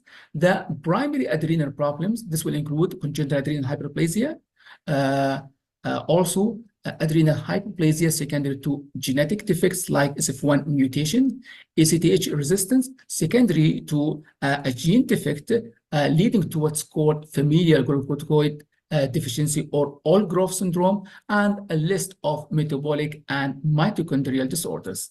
And there are other secondary adrenal problems. This will include infection, sepsis, fungal infection, or infiltrative, including metastasis, sarcoidosis, amyloidosis, or hemorrhage, and drugs as well. So this is called primary and secondary adrenal problems. But we have also secondary causes of adrenal insufficiency leading to ACTH deficiency, like hypothalamic problems, tumors, radiation, surgery, or hypopituitarism, either secondary or primary, caused by a genetic defects. This will include isolated ACTH deficiency or other gene defects like POMC synthesis defect. What are the features of adrenal insufficiency? This will include anorexia, apathy, confusion, dehydration, fatigability, abdominal pain, nausea, and vomiting. Biochemically, these patients, because of the cortisol and aldosterone deficiency, they will have hyperkalemia, hypoglycemia, hyponatremia, and this will lead to, as well, hypotension. So what's the management of adrenal insufficiency? Children with adrenal insufficiency should always carry a steroid emergency card to make sure that people, if they are found, for example, unconscious, those who are trying to help them, he knows what to do and to get an emergency hydrocortisone to be given IM. Medical alert identification is very important, and the injection kit, as I told you, which include hydrocortisone injection. So what is the management? How to manage adrenal insufficiency? In a case of emergency, hydrocortisone should be given between 50 to 100 milligram per meter square as a stat dose. This is called stress dose of hydrocortisone. And this is around 5 to 10 times the physiological dose of cortisol secretions, endogenous secretion. And the Endocrine Society, by the way, according to their guidelines, suggests the initial stress dose to be around 25 milligram for children less than 3 years, and between around 50 milligram for children between 3 and 12 years. And for older children and adolescents, 100 milligram is usually recommended. We'll move on to talk about the fourth endocrine emergency, which is hypocalcemia. These are the signs and symptoms of hypocalcemia, which include irritability, tetany, cerebral spasm, laryngospasm, cramps, spasm, and there are specific signs called Jeffistic signs and Trousseau sign. So what are the causes of hypocalcemia? There are maternal causes, and also there are neonatal causes. So the maternal causes include diabetes mellitus, toxemia of pregnancy, vitamin D deficiency, maternal vitamin D deficiency, high intake of magnesium, and anticonvulsant treatment. And on the right side of the slide, you can see some of the neonatal disorders leading to hypocalcemia, which include low birth weight, asphyxia, sepsis, hyperbilirubinemia, hypomagnesemia, high phosphate intake, renal problem, and also anticonvulsant. So what are the causes of hypoparathyroidism as a cause of hypocalcemia? We can classify it into congenital and acquired. The congenital, this will include autosomal recessive and dominant and X-linked disorders, including the DiGeorge syndrome, Sanger-Sucker syndrome, which is very common in Saudi Arabia, and other syndromes like Barakat. Acquired causes like surgery, like radiation, like destruction, like infiltration, like Wilson, all these can be considered as inherited causes of adrenal gland, of parathyroid gland, leading to hypoparathyroidism. Vitamin D deficiency or disorders, these are one of the causes also of hypocalcemia. And here in Saudi Arabia, we are following a good number of patients with what's called genetic rickets. And one of the signs, or one of the biochemical signs of genetic rickets is hypocalcemia. And it can be caused by 25 hydroxylation defect or 1-alpha hydroxylation defect or resistance to vitamin D due to receptor defect. And we have a good number of patients with what's called X-linked hypophosphatemic rickets. This is the normal level of total calcium and ionized calcium, but this is the an easy way to remember how to correct for hypocalcemia. If the child is hypocalcemic, usually we are giving between 2 to 5 ml of calcium gluconate, 10% per kilogram per day, to correct the hypocalcemia. So it can be given as a bolus. Then usually we are administering it as a continuous infusion in a divided doses every 6 to 8 hours. This is a very important statement here that note that the rapid administration in emergency situations requires cardiac monitoring, especially we're talking about calcium infusion here, because rapid administration of calcium can lead to vasodilatation, decreased blood pressure, cardiac arrhythmias, syncope, and cardiac arrest. That's why the cardiac monitoring is very important. I'll move on to talk about the diabetes insipidus here. Okay, again, this is a complicated way of listing the causes of hypernatremia. DI is one of the causes of hypernatremia, but this is a long list of causes of hypernatremia. But here we're concentrating only on DI, or diabetes insipidus. So the diabetes insipidus can be classified into 2 main categories, central and nephrogenic. The central can be subclassified into congenital and acquired. Congenital due to structural malformations affecting the hypothalamus or pituitary gland, or it could be due to a rare autosomal dominant defects affecting the gene itself of the vasopressin, or acquired to tumors, infections, or histiocytosis, for example, or a trauma or surgery. Regarding the nephrogenic diabetes insipidus, also can be subclassified into two main categories, which is the congenital and acquired. The congenital, these are the list of some of the X-linked inherited causes of nephrogenic diabetes insipidus affecting the receptor, the vasopressin receptor, or the water channel. And also there is an acquired causes of nephrogenic diabetes insipidus affecting the renal disease, affecting the kidneys itself, or like sickle cell anemia, or drugs. Okay, so the treatment of diabetes insipidus is very important and very difficult, by the way, especially during the neonatal period. But if the child is polyuric with a sodium above the normal range, above 145, and at the same time the serum osmolality is high, more than 300, in the presence of diluted urine, this is enough to diagnose diabetes insipidus.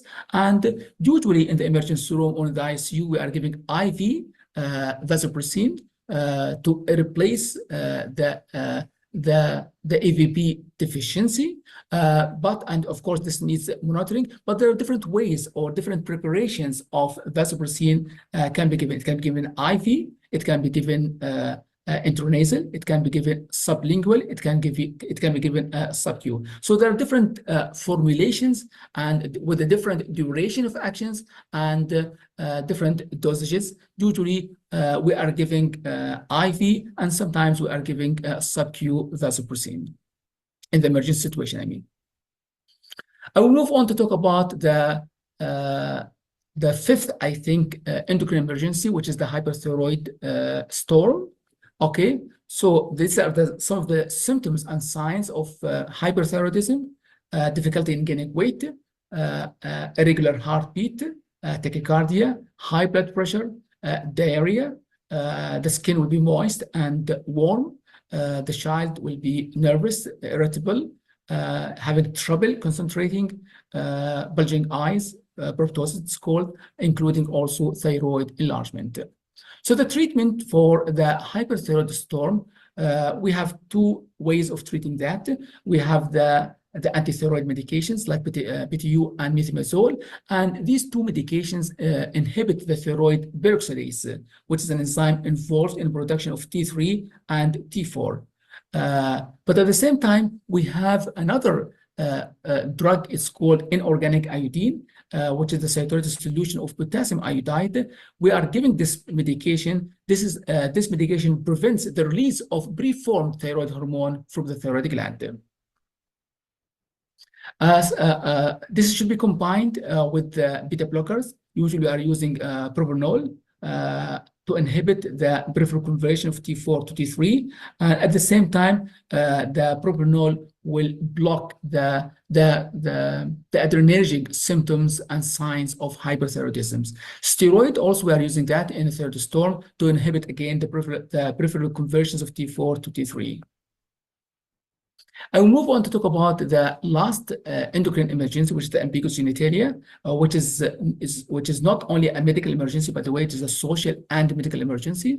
And this is the way to figure out if you have a child with genital ambiguity, whether it's a boy or a girl. Usually, we are doing number one, clinical examination looking for the gonads, and also we are doing immediate radiological evaluation to look for the gonads and the uterus, and also at the same time we are trying to do a stat karyotyping, which usually you get the result within 3 days.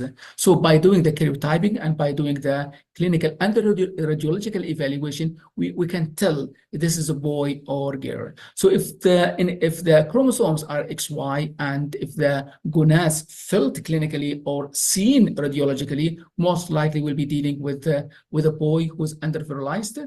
I mean, he has less androgens than expected. And the opposite is true. If there's no gonads clinically or radiologically, and the chromosomes showed XX, most likely we are dealing with an overfertilized female, which means that she was exposed to too much androgens. So this is a simple way of classifying genital ambiguity, whether it's a boy or girl, under virilization or over virilization. So this is so by doing this, we can tell this is a boy or girl, and we can solve the social problem. After that, we have to look at the biochemical problem if exists, because some of the causes of ambiguous genitalia are associated with cortisol and aldosterone deficiency, leading to hyponatremia and hyperkalemia. So this electrolyte imbalance is a real medical emergency. So it could be if you have a child who's under-virilized, he could be salt losing due to cortisol aldosterone deficiency or non-salt wasting. It means that he has only low androgens with a normal cortisol and aldosterone. And the same thing for girls who are over-virilized, and this causing genital ambiguity in these girls. So the same thing, it could be salt wasting or non-salt wasting. Salt wasting, it means that she has cortisol aldosterone deficiency. Non-salt wasting, it means that she doesn't have cortisol or aldosterone deficiency. So this is the list of the enzymatic causes of salt wasting and non-salt wasting in a boy, and again, salt wasting and non-salt wasting in a girl. So in salt wasting, causes of under-virilized male, like star deficiency, 3-beta-hydroxysterol dehydrogenase deficiency. I know these are rare enzymatic deficiencies, but this will lead to low androgens, low cortisol, and low aldosterone in a boy. But if the boy doesn't have that, he has non-salt losing ambiguous genitalia, most likely we are dealing with a testicular problem caused mainly by testosterone biosynthetic defect, or what's called androgen receptor defect. In girls, if the girl she is over-virilized, having salt wasting, the most likely causes 21-hydroxylase deficiency. But if she is not salt loser, she has most likely another congenital adrenal hyperplasia caused by enzyme deficiency called 11-hydroxylase deficiency. Micropenis, this is a very important associated problem, especially in boys having ambiguous genitalia. Again, this is a social emergency, by the way, and also a medical emergency. So what's the difference between micropenis and microphallus? Micropenis is a structurally normal penis with normal meatal opening at the tip of the glans penis. However, it's small, but there's no hypospadias. Microphallus, we are talking about micropenis and hypospadias. Now the question is, why micropenis or microphallus is an emergency and a social and medical emergency? Because sometimes micropenis and microphallus are not just simple structural abnormality, sometimes caused by gonadotropin deficiency or growth hormone deficiency, which are associated with ACTH deficiency. And here's the emergency. So if you have a child with micropenis, don't think that this is the cause is gonadotropin deficiency alone or growth hormone deficiency alone. It could be associated with ACTH deficiency, and this might lead to salt wasting, electrolyte imbalance. So this is emergency, and also hypoglycemia. So the causes of micropenis and why it's emergency, because gonadotropin deficiency, growth hormone deficiency could be part of multiple pituitary hormone deficiency, such as ACTH deficiency, and this might present with hypoglycemia and, of course, electrolyte imbalance. And also, before measuring the penis, you have to think about how to measure it. We are doing what's called stretch penile length. So it's not good, it's not enough to do what's called flaccid penile length measurement. No, what we are doing is what's called the stretch penile length. This is because we have ranges, by the way, and we have also growth chart, penile growth chart for that. And remember always that there's an ethnic and racial differences between stretch penile length. So here in Saudi Arabia, the stretch penile length, the normal, it's anything below 2 centimeter considered subnormal. And this will equal to less than minus 2.5 standard deviations. And the range is for neonates, I mean, between 2 to 5 centimeter with a mean of 3.5 centimeter. So again, anything below 2.1 centimeter, which means below minus 2.5 standard deviation, this is considered small and abnormal. Thank you. I will stop here, and thank you very much for listening. Jazakallah khair, Dr. Bassam. Thanks a lot for your for lecture. And we have, I think, many questions for you.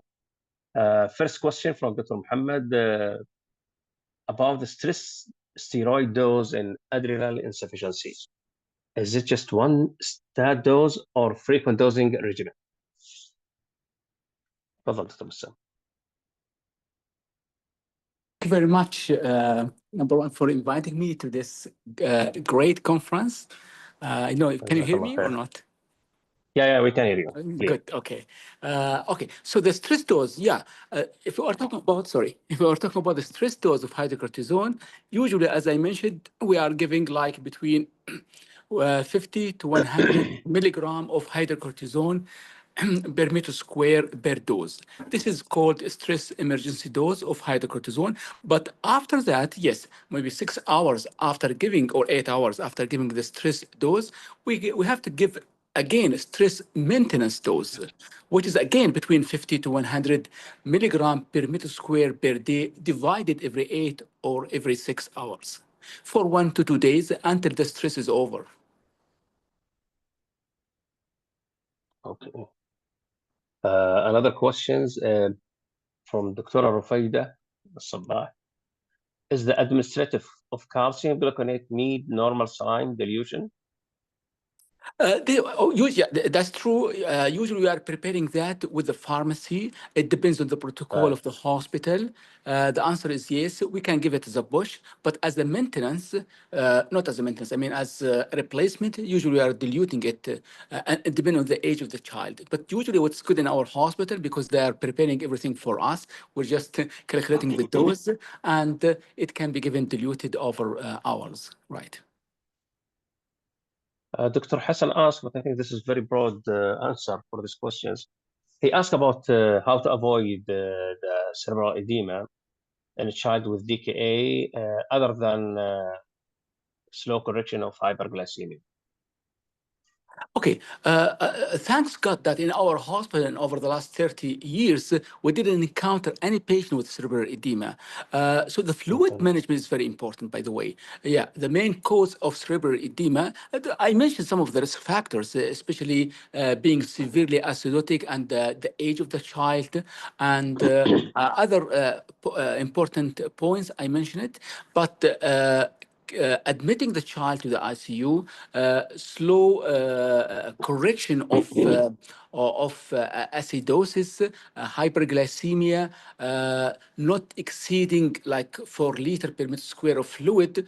What I usually do over the last 20 to 30 years, because if you look at the protocol of fluid management of DKA, it's complicated. But what I'm doing in a very simple way, and it did work very well, giving the patient double the maintenance after subtracting the fluids was given in the ER, after subtracting the fluid mixed with the insulin. So the total will be like double maintenance or 1.5 maintenance, the fluid over, let's say, 6 to 8 hours, because usually we are talking about rehydration over 24 hours or 48 hours, but it usually the management of DKA should be within over within 6 to 8 hours actually. So this is what I'm doing. I'm giving like 1.5 to double maintenance IV fluid, including all fluids, those giving the ER as a boluses, those mixed with the insulin, and usually it works for me without any complications. Last question's approach. He asked about in the child who presented was healthy and well appearing. So what's the approach to the micropenis with the child who looks well and healthy? Right, yeah. Number one, because we are getting a large number of referral parents and physicians, pediatricians concerned about the size of the penis because of improper way of measuring penis length. We have to do it, as I mentioned, stretch penile length. We have to stretch it well. We have to measure the penis from the root of the penis up to the tip of the glans penis. If we are 100% sure that the child has micropenis, and there's a difference, by the way, between micropenis and microphallus, because micropenis is a normally structured penis, otherwise it's small, but the microphallus, it's a hypospatus plus small size penis, because the differential diagnosis, I mean, the causes are different. In micropenis, the causes could be gonadotropin deficiency or growth hormone deficiency. In microphallus, the causes, it could be testosterone defects plus the ACTH deficiency. So the approach, we have, number one, we have to make sure that the child has micropenis. This is number one. The treatment is given testosterone therapy courses over throughout that childhood. But as I mentioned, because we are talking about emergency here, micropenis doesn't mean that the child has gonadotropin deficiency only. This gonadotropin deficiency could be associated with ACTH deficiency. It could be salt wasting, congenital adrenal hyperplasia. So we have to take care of that, making sure that the electrolytes are okay, glucose are okay, to avoid any medical emergency. جزاك الله خير دكتور بسام. This is one of the very exciting صراحة lecture الإندوكراين, because we always need in the emergency to update it. جزاك الله كل خير. الله يعطيك العافية. جزاك الله خير. شكرا جزيلا. شكرا. جزاك الله خير. Our next lecture إن شاء الله, one of the attractive lecture to the pediatric emergency about the cardiac emergency in children's. Our speaker, Dr. Abdullah Al-Wad'i. Dr. Abdullah Al-Wad'i, mashallah, he's working at Prince Sultan Medical Military City. He's a consultant pediatric cardiologist. He's also working in the PICU, working with heart failure team, transplantations, and echocardiograph at BSMMC in Riyadh, Saudi Arabia. More than welcome, Dr. Abdullah. تفضل.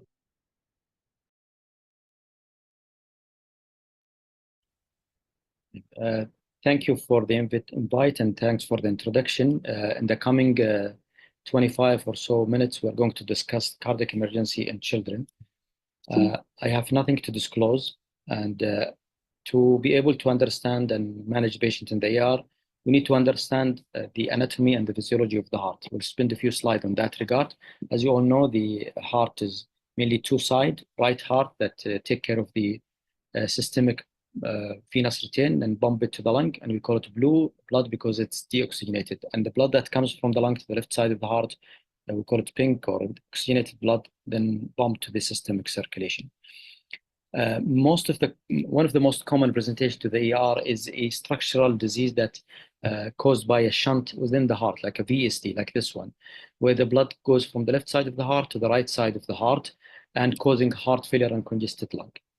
And we call it in cardiology, we call it QP/QS. QP is the cardiac output to the lung or pulmonary circulation. QS is the cardiac output to the systemic circulation. And those lesions, it's a high QP/QS because more blood from the left to the right side of the heart.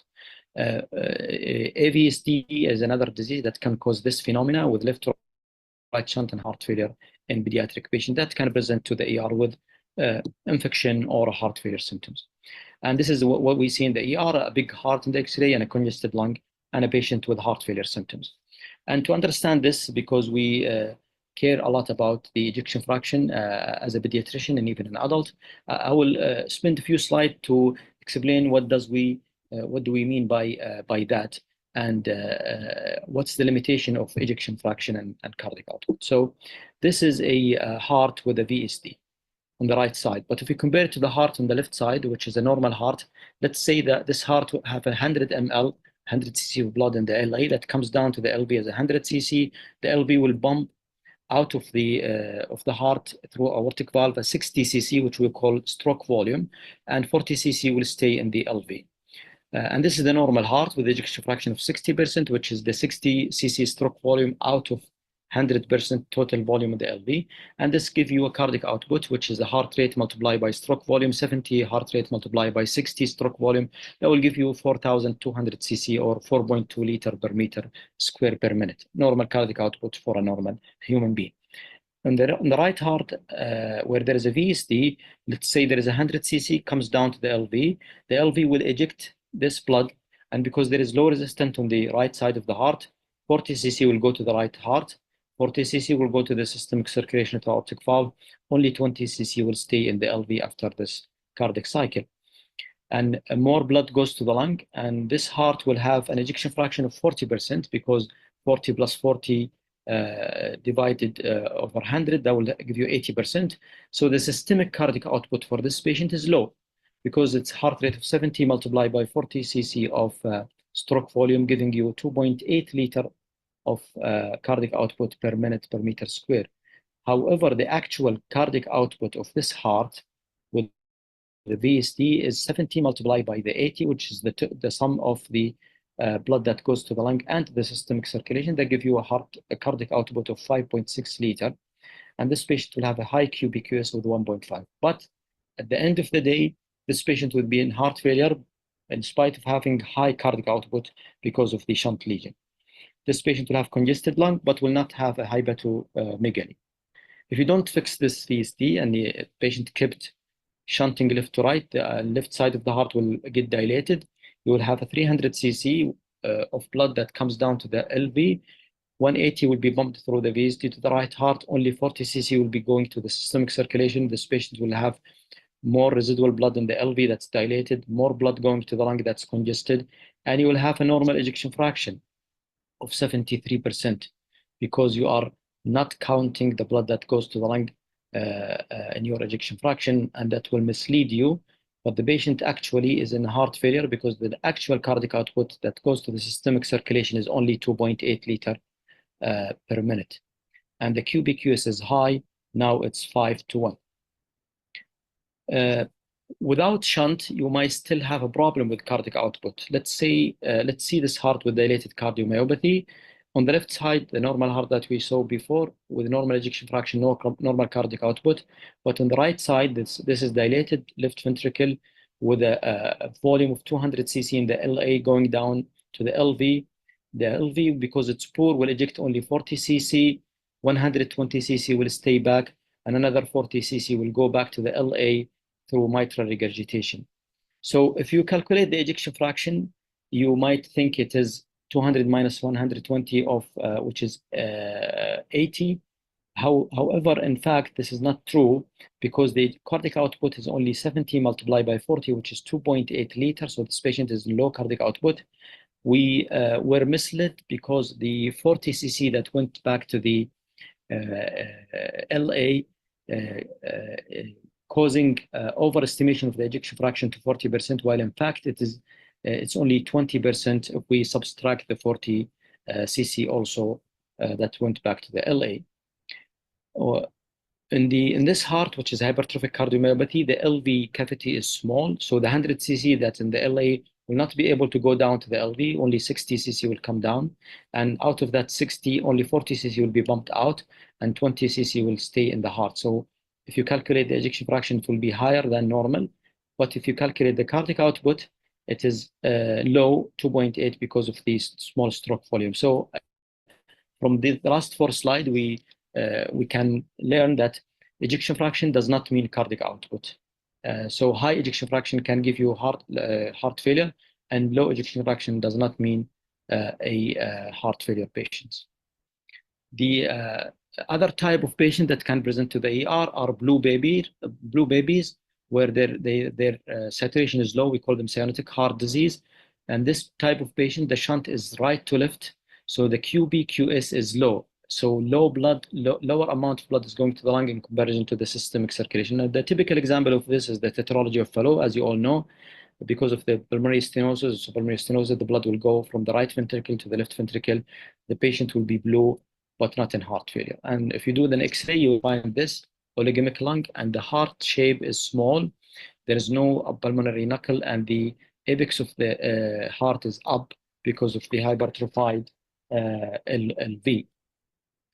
There are other types of systemic heart disease that can cause heart failure, like coarctation, where you find a patient with low cardiac output due to obstructed lesion, and those patients will not have desaturation, but they will have low cardiac output. The other extreme of the left heart small structure is the hypoplastic left heart syndrome, where there is no or hypoplastic mitral valve, no or hypoplastic LV, no or hypoplastic aortic valve. And those type of patients are the extreme type of left-sided small lesion, and they can present with both cyanosis and low cardiac output. This can happen on the right side, where you have no or small tricuspid valve, no or small RV, and no or small pulmonary valve, and this will be hypoplastic heart syndrome or triatresia with hypoplastic RV. Both lesion, either small LV, small RV, will lead to what we call single ventricle. And for those type of patients, we do palliative surgeries in 3 stages. First stage, either shunt or band, depend on the lesion. And in that type, and this is very important to the ER physician to know that patient after BT shunt will have saturation of 70. This is normal. When they have Norwood, they will have the same saturation around 70 to 80%. If they are 6 months, we do the second procedure, which is Glenn, connecting the SVC to the right pulmonary artery, and the saturation will go up to 75 to 85. So if you have patient with Glenn and saturation is 75, this is acceptable and normal. Final stage is a Fontan when they are around 3 years of age, 15 kilogram around weight. Their saturation usually normal when we connect the IVC to the pulmonary artery. However, in some cases, we leave a fenestration in the tunnel of the Fontan or in the conduit, and the saturation will be lower than normal. So, to summarize the presentation to the ER of heart disease in pediatric patient, 3 major presentation: either respiratory distress or not. Aware if they are distressed, they can be tachypneic, retracting, wheezing, and this is because of the congested lung. They can be in shock with tachycardia, hypotension, and this is because of low cardiac output and like an obstructed lesion. Or they can be blue with central cyanosis, hypoxia, with like in the case of right to left shunt. And it's very important for ER doctors to check for cardiogenic shock because it can mimic many respiratory disease. Early manifestation of pulmonary edema can also mislead the diagnosis to respiratory problem. If you treat them with bronchodilator, you might worsen the case, and you might give them inappropriate fluid expansion while they are actually fluid overloaded.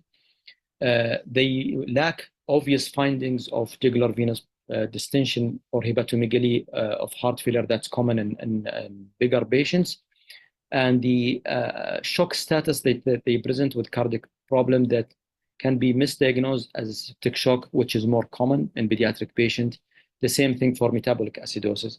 And as you all know, X-ray is not very sensitive in those type of patients, especially in the early disease of myocarditis. Even if you treat them with some medication in the ER, you might make them worse. For example, oxygen can increase the shunt and make the pulmonary edema worse. Fluid boluses can worsen the case of heart failure. Beta agonist can make them tachycardic and increase their cardiac demand and make them worse if they have heart failure. If you diurese them while they are dehydrated, they might get worse as well. Same thing if you use bronchodilators and fluid expansion for unnecessary. So you have to be careful with those type of management that's commonly used in the ER. So how do we categorize cardiac emergency coming to the ER? So either by age of presentation, saturation, or response to therapy. So age of presentation, there can be neonatal presentation and usually serious, sometimes crashing. Infantile presentation can be usually not crashing, but can be sick as well. After infantile, they can be mild or a serious or crashing. So neonatal presentation, usually and most of the time, duct-dependent lesion, like limited pulmonary blood flow, like in the case of pulmonary atresia, critical BS, severe tetralogy of Fallot, they will have low saturation, but they will continue to have reasonable cardiac output and reasonable blood gas. If they have limited systemic blood flow, they will have normal saturation. In most of the cases, usually present with cardiogenic shock, like in the case of critical AS, coarctation, interrupted arch. But sometimes they have limited systemic blood flow with low saturation, like in hypoplastic left heart syndrome or severe cases of critical aortic stenosis. Other type of presentation in neonatal period, not duct-dependent lesion, like total anomalous pulmonary venous drainage with obstruction, cardiomyopathy, or arrhythmia. After 1 month of age, what we call infantile presentation, The most common is left to right shunt lesion like VSD with heart failure or ASD, PDA. Right to left shunt lesion like tetralogy, single ventricle. They will have cyanosis, but they don't have heart failure symptoms. Non-critical valvular lesion also can present in the infantile stage. Cardiomyopathy, either primary or secondary. After 1 year of age, a small left to right shunt lesion like small ASD, VSD, they can present late. Arrhythmia, cardiomyopathy, infection, inflammation, or other cardiac diseases. If we categorize them based on saturation, cyanotic heart disease, non-cyanotic heart disease, when the saturation above 95, the most common is pure left to right shunt like ASD, VSD, or no shunt like cardiomyopathy or coarctation. If they have cyanosis, their saturation will be low, but they don't have problem with blood gas or cardiac output. And this is the case of tetralogy or pulmonary atresia or TGA. The other type of cardiac disease that is in between, we call it mixing lesion, where the saturation can be low to 80 or can be normal, like AVSD or total anomalous pulmonary venous drainage or truncus arteriosus. Some cases, they will have differential diagnosis where the saturation in the upper limb and the lower limb will be different, like in cases of interrupted aortic arch or pulmonary hypertension, but it's not always the case. The last categorization is depend on the response to treatment. Some patients will improve with oxygen, like cyanotic heart disease or heart failure without shunt. Some of them will deteriorate with oxygen, and you have to be careful when you give them oxygen, like the patient with left to right shunt, for example, VSD or ASD or PDA, or post-PT shunt with stealing phenomena, or those who are duct dependent. If you give them oxygen, you might just prematurely close the ducts and make them worse. Some patients, or most of the congenital heart disease will improve with prostaglandin if they are duct-dependent lesion, but only obstructed total anomalous pulmonary venous drainage will deteriorate if you give them prostaglandin, because you increase the shunt to the lung while there is an obstruction beyond the lung, and those patients usually get worse with the prostaglandin. So to summarize, if you have a patient coming to the ER, if they are cyanotic, with increased pulmonary vascularity, either they are truncus, total anomalous, or transposition. If they are blue cyanotic with decreased pulmonary vascularity, they are tetralogy, furrow, Epstein anomalies, or tricuspid atresia. If they are acyanotic with increased pulmonary vascularity, VSD, ASD, PDA are the most common. If they are acyanotic with normal pulmonary vascularity, think of aortic coarctation, stenosis, or pulmonary stenosis. So what we have learned so far, we learned that neonatal presentation of cardiac disease should be taken very seriously. We learned also prostaglandin should be started as soon as possible when suspecting congenital heart disease. We learned also any saturation above 70 with good gases in hemodynamic stable patient is acceptable. Sometimes actually it's not good to give them oxygen, but you need to call the cardiologist to confirm your findings. We'll shift gear to one of the also common representation to ER is a heart failure in pediatric patient. And we in the pediatric population need to start to speak common language like the adult. When they speak about heart failure, they use New York Heart Association. We do have something similar, which we call ROS classification, which is the same 1 to 4, depends on how sick is the patient. Asymptomatic is 1, severely symptomatic at rest is 4, and we need to start to use this language. In ER, when you are dealing with heart failure, keep in mind that congestive heart failure can mimic respiratory diseases. Inappropriate fluid therapy can lead to worsening of the congestive heart failure. Inappropriate oxygen therapy can also worsen the shunt lesion heart failure. Remember that it was reported up to 87% of children with heart failure diagnosed after 3 visits to the ER. So you have to be vigilant and have high index of suspicion, and be careful with the new presentation of cardiac disease with viral systemic disease. So this diagram would help you to treat patients with heart failure. So after you assess them clinically, you do some lab, can do X-ray and ECG and echo. You will end up, if you concentrate in the middle part of this slide, you will end up with 1 of 4 category of patient with heart failure. Either they are warm and wet, which means they have good cardiac output, good perfusion, but they have congested lung, and those usually need diuretics. They don't need much of inotropic support. They can be warm and dry, and this is the best, so they don't need a lot of diuretics or inotropes, but they can be cold and wet, which mean that they have low cardiac output and they have congested lung, which is the worst type of heart failure. And those patients require diuretics and inotropic support. But also they can be cold and dry, which means they have low cardiac output, but they don't have congested lung. And those patients, they don't need a lot of diuretics or even nothing, but they might need inotropic support. One of the other problem in the ER that we have to deal with is reading an ECG in a pediatric patient. And we need to remember that children at any age can present with arrhythmia. Remember that repaired congenital heart disease, that does not mean they are normal. They never be normal. They can present with arrhythmia at any age because of the scar of surgery. And remember that genetically inherited arrhythmogenic condition can present at any time. And the most common presentation is narrow complex tachycardia. And please remember that computer-generated ECG interpretation are not accurate, and they can lead to unnecessary anxiety and admission or consultation for the patient. So the most common presentation of arrhythmia to the ER is narrow complex tachycardia. If they are less than 200 with P wave, most likely they are sinus tachycardia, and there is a primary cause for it, like fever or pain, and you have to fix that. If there's no P wave and the rate above 200, might be SVT. So you have to examine the patient, make sure that he had a good pulse, perfusion, blood pressure. In case of this, in that case, you might try vagal maneuver or adenosine. If they convert, well and good, and you refer them to the cardiology clinic for follow-up. If they don't convert, this could be a persistent SVT, and you need to call cardiology. If they are not stable and shock, you need to cardiovert them as soon as possible and admit them to the ICU. Less common is to have a wide complex tachycardia in pediatric patient. If they are regular, they could be VTAC. If they are stable, you just call cardiology. If they are unstable, you need to cardiovert them. If they are not VTAC, it could be SVT with aberrancy, and you need to consider adenosine and call cardiology. If the wide complex tachycardia is irregular, it could be atrial fibrillation and with accessory pathway, and you need to involve cardiology early in the course. The other common presentation is syncope to the ER, and you need to obtain an event history, very detailed event history, to know if it is high risk or low risk. Family history is very important, dynamic physical examination, and ECG. If the examination is abnormal or ECG abnormal, or there is alarming event in the history or positive family history, you need to refer to cardiology soon. If there is none of these, you need to reassure the patient, give them fluid, salt.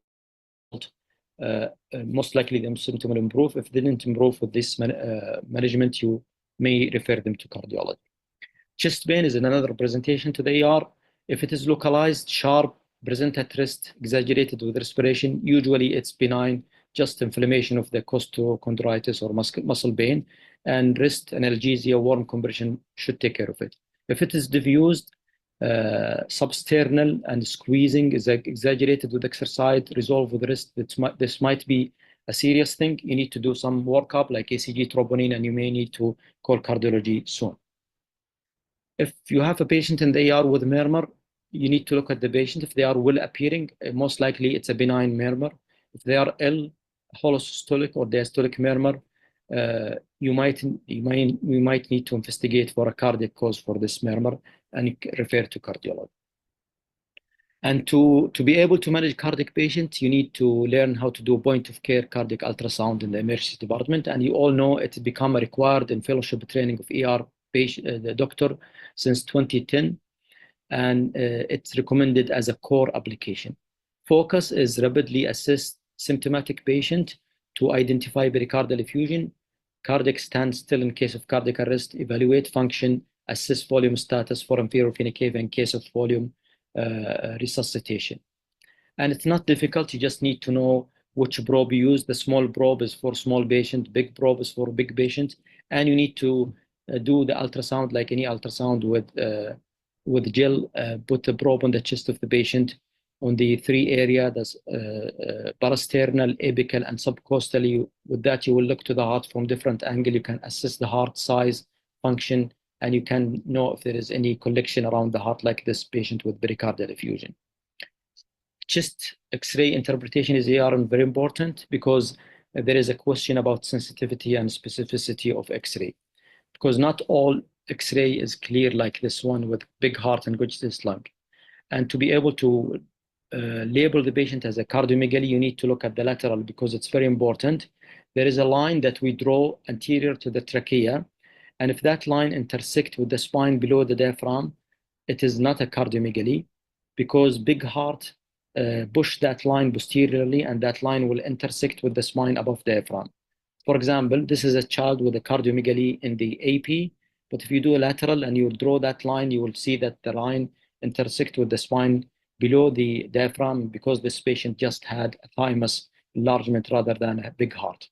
While the true cardiomegaly will appear like this because the trachea is pushed posteriorly, the line will be above the diaphragm, and this patient has a true cardiomegaly. The cardiomegaly could be acute, for example, in this case with huge pericardial effusion that resolved completely, and the cardiomegaly resolved on the X-ray after pericardial drainage by pericardiocentesis.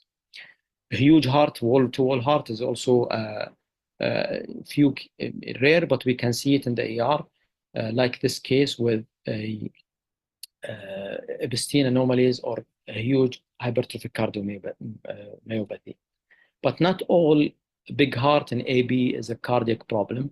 Like this patient, CT scan showed a huge mediastinal mass turned to be teratoma with a normal cardiac size.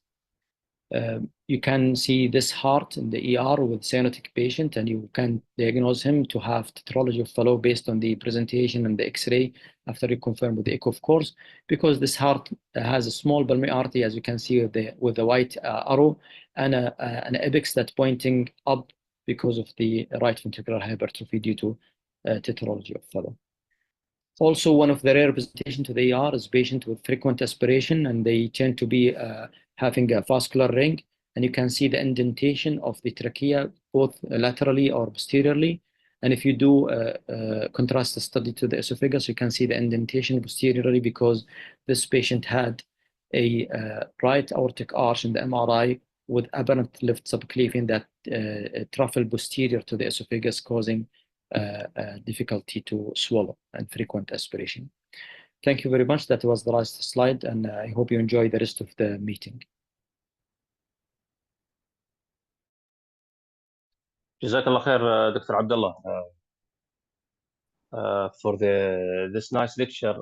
It was very smooth, and I think everyone is understand all the points there. For any question, please, you can type it in the question and answer area, please.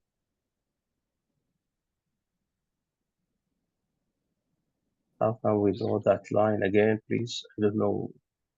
Dr. Faisal asked how.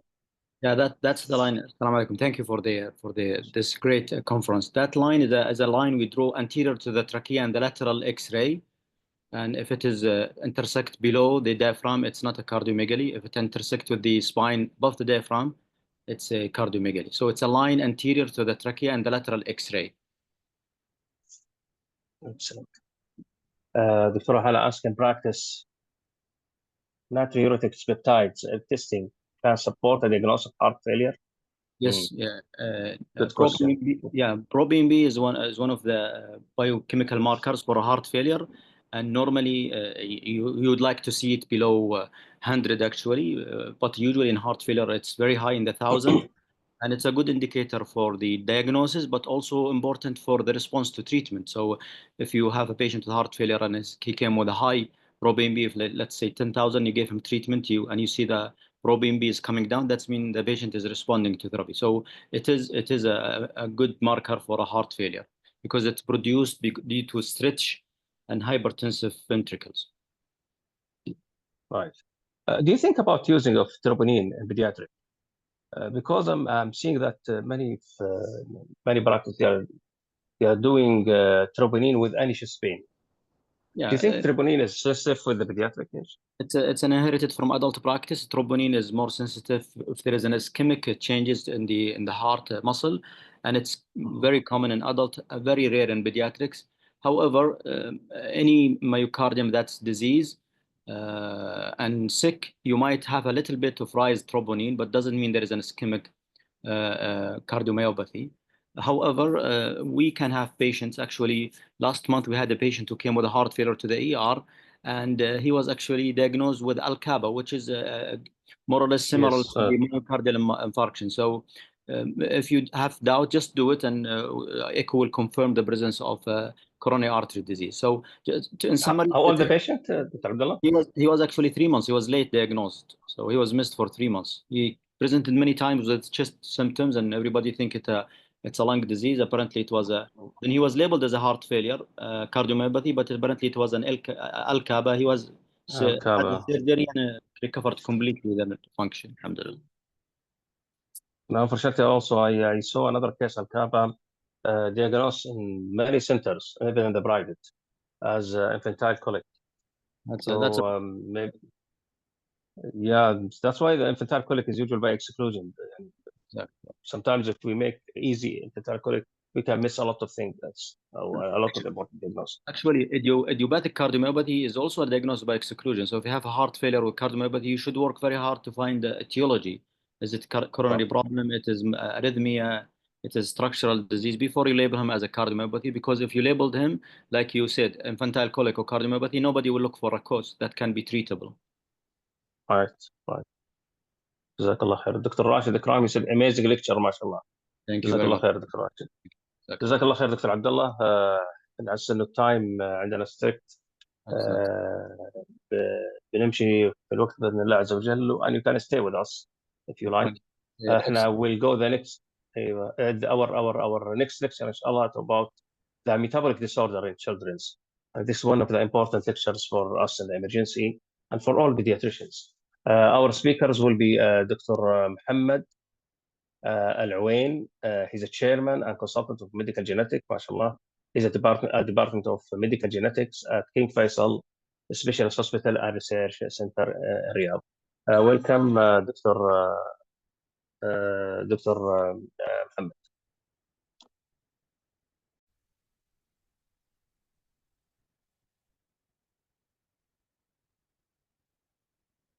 Assalamu alaikum. I'm Dr. Muhammad Al-Awain, consultant metabolic physician and geneticist at King Faisal Specialist Hospital. I will be talking to you about metabolic disorders from an emergency care perspective. First of all, let's define the inborn error of metabolism, which include so many disorders caused by specific enzyme deficiencies or transport protein defects. The pathogenesis either results from excessive accumulation of substances normally present in small amounts, or deficiency of critical intermediates or end products from the specific pathway. Let me just show you this picture. Here you can see the substrate changing to a product by the normal enzyme. If the enzyme is deficient, either you get a substrate accumulation, and that can lead to a disease, or the disease can be caused by the product deficiency. We classify inborn error of metabolism according to the materials involved.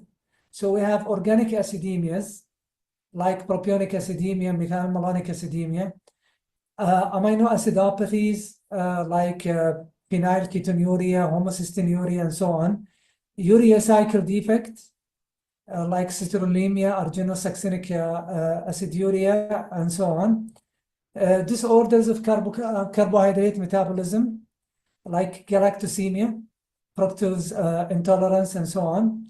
Glycogen storage disease, several enzymes involved in glycogen storage that can lead to liver disease and hypoglycemia.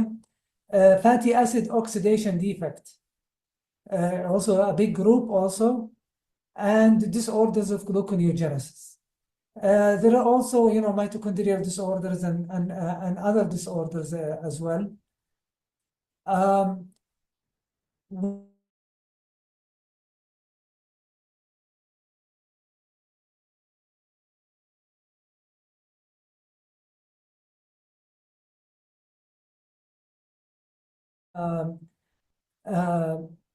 Metabolic emergencies, hypoglycemias, and I think a lot of you are familiar with this. metabolic acidosis, and hyperammonemia. We can have also children presenting with drowsiness or unconsciousness, coma in general, can be caused by these metabolic events, or sometimes without hypoglycemia, without acidosis, and without hyperammonemia. And we'll talk about this later. It could also present as a neurodegenerative picture with seizure disorder, brain malformation. It could present as myopathy, cardiomyopathy, or storage like hepatosplenomegaly, CNS, or bone, and so on. Encephalopathy is a very important presentation for metabolic disorders. This part is critically important for emergency physicians, because you don't know what's wrong with the child. So you have to think about metabolic disorders if you are dealing with an encephalopathic child. And these are the three groups that we think always about: the urea cycle defect, organic acidemias, and certain disorders of amino acid metabolism that we will talk about later. When they present with encephalopathy, for example, they present with a prodrome of lethargy, poor feeding, apnea, tachypnea, recurrent vomiting, and they can be associated with metabolic acidosis and or hyperammonemia. This is an example of a child with organic acidemia coming basically comatose. And I will give you an example at the end of the presentation with this disorder. They typically present with a metabolic stroke, and the basal ganglia are highly vulnerable for strokes in the setting of metabolic patients. So if you are doing a CT or MRI for a patient who is coming comatose and you find basal ganglia involvement, always you think about metabolic diseases. A child with urea cycle defect undergoing dialysis in the NICU, very sick. So that's another acute presentation for these children. Hypoglycemia, I think you are highly familiar with this, because you do a glucocheck all the time as part of the vital signs. This can be a presentation of glycogen storage disease, gluconeogenic defects, and fatty acid oxidation defects, among others like mitochondrial and so on. I want to alert you that many of babies who undergo newborn screening, they go home and the result takes time, and they can come back again and with an acute presentation in the emergency room. So you always keep this in mind. If a child had a newborn screening, if you can get the result, or you have to work them up otherwise. Sometimes you can have a child or an infant presenting with severe hepatic insult, with hepatic dysfunction. It could be hepatic failure, it could be jaundice, and so on. And typically we see it in galactosemia with hereditary tyrosinemia, occasionally neonatal hemochromatosis. And neonatal hemochromatosis, by the way, is not a genetic condition. It's an alloimmune disease between the mother and the baby. A child with fulminant hepatic failure due to tyrosinemia, coming with severe ascites in hepatic failure and cholestatic jaundice. Early recognition is very important, because this is a treatable condition. Now, how do we make a diagnosis? I have to show you a slide after this that we make it based on biochemical testing or molecular testing. In the biochemical, we measure the metabolites in the blood, either the substrate or the product in the biochemical pathway. Occasionally, we do it as an enzyme assay. And molecular is very helpful, very accurate, but the main problem, it takes time. And it's the DNA test by looking for a specific mutation within the gene of interest. So this is the DNA. This is where the gene is, and then you do, through transcription, you get the RNA, and then the translation to a protein, and the protein could be an enzyme that works on a substrate and then a product. So this is the molecular diagnosis by doing the genetic testing. And as I said, it takes time. It takes several weeks. Unless you do a rapid whole exome or whole genome, that could take a few days. And then the biochemical is the measurement of the enzyme or the substrate or the product, or the doing the bicarb level or the glucose or the ammonia and so on. This is the machine that is used for urine organic acid analysis. It's called urine gas chromatography screening machine. And this machine is used to analyze the organic acids in the urine. And it can be also done in the blood as well, but it's mainly done in the urine. This is the amino acid machine done on the plasma and the urine. We can measure all kinds of amino acids that we are interested in, like phenylalanine, tyrosine, and so on. And this is the tandem metabolic screen. It's two tandem machine hooked up, with each other, and according to the molecular weight, you can recognize the metabolite of interest. Another picture of the tandem metabolic machine. And this is basically, this is what we do in a patient coming, for example, to the emergency room. Blood gas study, glucose, urine ketones, plasma amino acid, ammonia, electrolytes. If we used to do reducing substances, but nowadays we're not doing it anymore. Complete blood count is very important. Uric acid is also important. Liver function test, lactate and pyruvate, measurement of carnitine level, free fatty acid, beta hydroxybutyric acid. And then we add to this the tandem metabolic screen and which is called the acylcarnitine profile, and the amino acid analysis, as well as the urine organic acid analysis. Newborn screening was introduced in 1962 and started with PKU, and nowadays 17 disorders, including endocrine disorders, are done in the kingdom, and much more nowadays included, that could reach more than 30 and 50 in different countries, including nowadays also sickle cell anemia, immune deficiencies, and so on.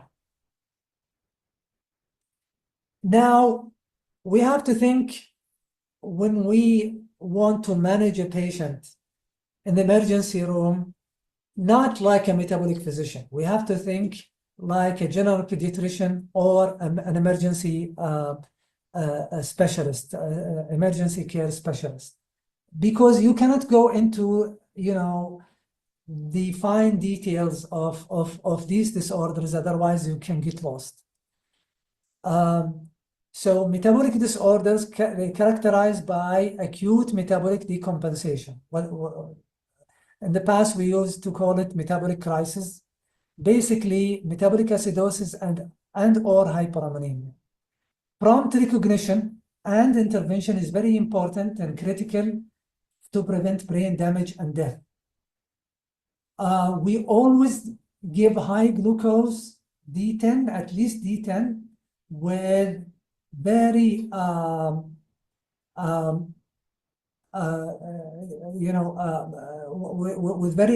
with high emphasis on hydration. So we don't give regular maintenance. We give at least 1.5 to sometimes 2 or double maintenance for vigorous hydration. All of this is very important, because you have to understand a very important and key point is that in patients with metabolic diseases, they come into catabolic state during intercurrent, usually triggered by intercurrent infection, fever, stress like surgery, or sometimes high protein diet. They lose control of their dietary management, or the family doesn't know a new patient, and then due to high protein intake, they come with a metabolic decompensation. We want to stop catabolism. The only way we stop catabolism is with two things: high glucose and vigorous hydration. So that is the basis for the high glucose infusion and hydration in these patients. If we have refractory metabolic acidosis, or we have hyperammonemia, or leucine encephalopathy that is seen in maple syrup urine disease, and we'll talk about this later, this is the indication for dialysis. Early also recognition for this and prompt intervention is also critical. You have to talk to nephrology and call them, establish an IV access, and so on. So these are the three important indications for a metabolic patient for dialysis: refractory metabolic acidosis, hyperammonemia, leucine encephalopathy. For neonates, we prefer peritoneal dialysis because it's very easy to do. And as they get older, we use CRRT or hemodialysis. CRRT is more suitable for critical care or ICUs. And then we use the sodium bicarb for metabolic acidosis. We use carnitine for all organic acidemias. And the two most important in the kingdom that you have to know: propionic acidemia and methylmalonic acidemia. Hyperammonemia, we use sodium benzoate or sodium phenyl acetate, phenyl butyrate, what is called IV aminol, and arginine. Arginine is very critical. And aminol, IV aminol, is also important for the acute management of somebody with hyperammonemia. I will give some example with these disorders so you can understand more about the management. Long-term management is left for the metabolic physician. We have to initiate specific diet for them, special diet. We have to intervene, restrict the amino acid that is causing the problem. We have to give good calorie intake and give also good overall protein intake. And we want to avoid prolonged fasting, especially in fatty acid oxidation defect and glycogen storage diseases, for example. We use sometimes cofactors like B12 in methylmalonic acidemia. Carnitine is used in organic acidemias like propionic acidemia, methylmalonic acidemia, glutaric acidemia, isovaleric acidemia, and so on. And the IV medication that I showed you for acute management, we use them as long-term oral therapies like sodium phenyl butyrate, sodium benzoate, oral arginine. Now let's go to the common disorder so you can understand more. The most three important disorders for emergency room are organic acidurias, MMA, and propionic acidemia. Maple syrup urine disease, MSUD, and urea cycle defect. There are four disorders that are important: arginosuccinic aciduria, citrullinemia, OTC, and CPS. OTC and CPS, we call them early defect because they are at the top of the cycle. At the bottom of the cycle are the arginosuccinic and citrullinemia. OTC and CPS, they tend to be more severe. They present very early in the neonatal period. They always come with high ammonia and they go to the ICU, and most of the time they require dialysis, and they most of the time require liver transplant as the final modality of treatment. Arginosuccinic acidemia and citrullinemia, you can manage them in the emergency room, and you can they can go home in oral treatment, and eventually they can also benefit from liver transplantation. Remember, among all these disorders, OTC is the only X-linked disease that in this group. So male infants with or newborn with high ammonia, think about OTC. Female OTC, they present later. They present either as a child, female child with the disease, or even adult with during pregnancy or after surgery or things like this. Chemotherapy can induce also OTC in female carriers. Biotinidase is a specific enzyme deficiency that can result in hearing loss, optic atrophy, seizures, developmental delay, skin rash, and alopecia. The most important presentation they come to the emergency room is with seizure disorder. So if you have a neonate or a young infant presenting with seizures, think about biotinidase, especially if they have hair loss, if they have some developmental delay or impaired vision, impaired hearing, or skin rash. This is the biotin cycle. This is the biotinidase, which releases the biotin from the biotin linked to proteins. And the treatment is very easy. We give them biotin. So if the biotin is available in your hospital, it's a life-saving for these children. The way to diagnose it is to measure the enzyme, biotinidase. And it's available in reference labs. It's part of the newborn screening lab, actually panel that is done in the kingdom. This is a child with biotinidase deficiency with severe, difficult to treat diaper rash. And after diagnosis with treatment, it fully disappears. Homocystinuria, again, it's a rare disease, not a rare disease, but it's a disease. Normally they don't come with an emergency, but they can come with lens subluxation, with sometimes intellectual impairment. They tend to be tall with arachnodactyly, and the lens subluxation normally is downwards, opposite to Marfan syndrome. The disease is very easy to diagnose by measuring homocysteine in the blood. Also, it's part of the newborn screening, but the newborn screening, they don't do homocysteine, they do methionine. So if the methionine is high, subsequently we do homocysteine level. Glycogen storage disease type 1, they can present with hypoglycemia, with hepatomegaly, significant recurrent hypoglycemia, and they tend to be chubby. We normally put them on NG feeding to treat the hypoglycemia until they get older. And as they get older, the ultimate or final treatment is the liver transplant. Pompe disease does not come with hypoglycemia, come with cardiomegaly and cardiomyopathy and very high CK and respiratory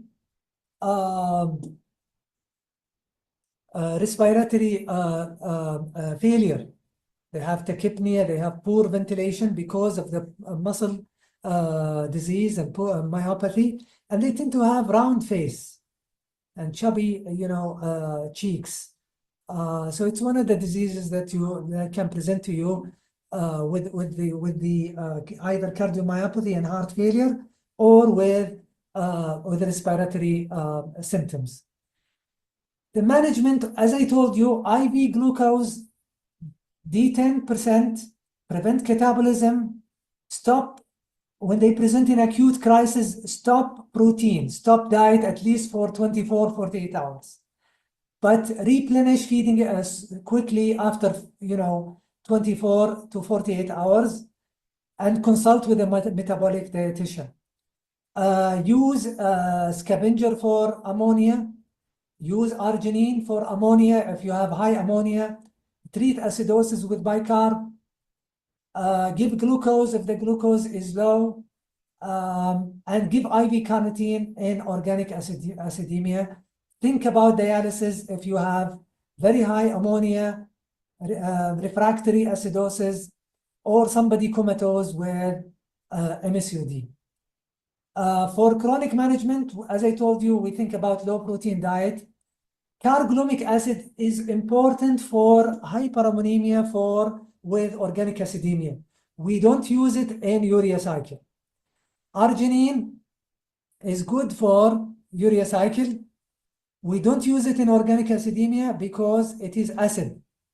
And we always provide emergency letter for the patient with a plan for any emergency physician not familiar with the disease. And we always, they have to be followed in a specialized center for these diseases. The treatment of hyperammonemia now, we always, as I told you, in the first 24 hours, stop the protein. We give the D10. If the ammonia more than 200, you give IV infusion of arginine. If you have sodium benzoate, you can give, but better sodium phenyl butyrate. It's called aminone for the IV. And if you have organic aciduria, think you have to use carglumic acid. So carglumic acid is good for organic aciduria and for a rare form of urea cycle called NAGS deficiency, N-acetyl glutamate synthase deficiency. If you have ammonia more than 300, 400, you always start with dialysis, or if your treatment is failing, then you go to dialysis. A low protein diet, your dietitian will help you. Now, this is basically what I get the feedback from the people who attend this presentation. These interactive cases with questions is extremely helpful. So we will go through them one by one, and I will try to go slow. And now you are evaluating in emergency room, a neonate in the 3rd day of life, discharged from the NICU after newborn screening. Okay, no symptoms at all, but at home started to have poor feeding and progressed to coma. Now, remember, the newborn screening is still not back. Unfortunately, it takes longer than usual. So you have now to use your acumen now to see what you are dealing with. On examination, dehydrated, hypothermic, axial hypotonia, appendicular hypertonia with limb tremors. CBC, there is mild leukopenia, mild also or low hemoglobin, but on the low side. Platelets also low, 58. Sodium on the low side. Potassium okay, CO2 is very low, 7. By the way, CO2 in the renal profile is the measured bicarb level. It is the most accurate result for the bicarb. What you get in the blood gas is a calculated by the Hasselbalch equation. It is less accurate. So we rely heavily on the CO2, which reflects the bicarb in the serum. So definitely this patient has most likely metabolic acidosis because the pH is 7.1. Also very low glucose because of the poor feeding and because of the metabolic disease. Tachypnic, so that tachypnea can result into low CO2 in the blood gas. The partial blood gas pressure is low. Bicarb 8, which is around the same number like the CO2. Ammonia high, 278. Normally, it's about 60 or 70. Ketones very high. So just looking at this, you have relative pancytopenia, you have severe metabolic acidosis, you have hypoglycemia, and you have hyperammonemia. If you are dealing, and you have ketonemia, if you are dealing with acidosis, severe acidosis, with hyperammonemia, always you think of organic acidemia, period. Take it from me, okay? Ketones are positive in almost all disorders, metabolic disorders, except fatty acid oxidation defect and ketone synthetic defect. But mainly we see it with fatty acid oxidation defect. Take it again from me. So if you have hypoglycemia with very low ketones and normal ammonia, very mild metabolic acidosis, think about the group of fatty acid oxidation defect. The most common we deal with in fatty acid is VLCAD, especially in two tribes in the country in the north, Sharari and Rashidi. VLCAD is the most common prevalent fatty acid oxidation defect in the kingdom. They come, they collapse, they can have cardiogenic shock, and they have severe, sometimes hypoglycemia, and very low ketones, characteristically low ketones. Now back to this case. Again, metabolic acidosis in the context of high ammonia, think about organic acidemias. Two important disorders you keep in mind as an metabolic physician, as an emergency physician: propionic acidemia and methylmalonic. This will constitute 80 to 90% of all these cases that you will encounter in the emergency room. Again, take it from me. If the patient is from the south region of the kingdom, Qahtani, Shahrani, Shehri, Dosari, think about propionic acidemia, number one.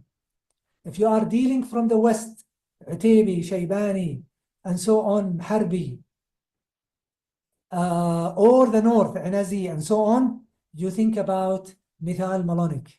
South, propionic; north, west, other region, methylmalonic acidemia. The management is very similar, to be honest with you. Now I discussed this case, we'll go back to the discussion of the question. What is the primary metabolic problem? We said it is hyperammonemia with metabolic acidosis and hypoglycemia. Is there acidosis? Yes. What is the anion gap? Most of the time people don't measure the anion gap. Now the anion gap is sodium minus bicarb, sorry, I jumped to the other case. Sodium minus bicarb minus chloride. I don't take the potassium with it. Why? Because the potassium can be low and high, and can, if you measure these three and you have the normally it is less than 12, then you are okay. You don't need to add the potassium in the calculation. So here 135 minus 101 will be 34 minus 7. It's about 26, 27. So 27 is very large, very high anion gap. That is characteristic of metabolic diseases, of diabetic ketoacidosis, of lactic acidosis, dehydration, of additional acid within the body, of sialic acid, aspirin intoxication, and so on. All these can lead to severe metabolic, high anion gap metabolic acidosis. Remember from me again, normal anion gap metabolic acidosis, two pathologies only, two pathogenesis, either the gut or the urine, that you are losing bicarb in the gut or in the urine. You lose the bicarb in the gut due to severe chronic diarrhea. You lose bicarb in the urine due to renal tubular acidosis. That's it. If you are dealing with renal tubular acidosis, remember to take bone x-rays. If you have osteopetrosis, that is osteopetrosis renal tubular acidosis. It's called carbonic anhydrase deficiency. Now, so that is the anion gap. What is your metabolic? It is organic aciduria. You cannot differentiate between propionic and methylmalonic based on the result I showed you. We do tandem metabolic screen, and we do urine organic acid. And by these two, these two specialized testing, we can diagnose either propionic or methylmalonic. Methylmalonic acid, the methylmalonic acid will be high in methylmalonic acidemia. And propionic, 3-hydroxypropionic acid will be high. And gene test can differentiate whether you deal with the gene for the propionic or the gene for methylmalonic. So that's the discussion for the fourth question. How do we treat? Number one, treat the high glucose with glucose infusion. I think you are familiar with it.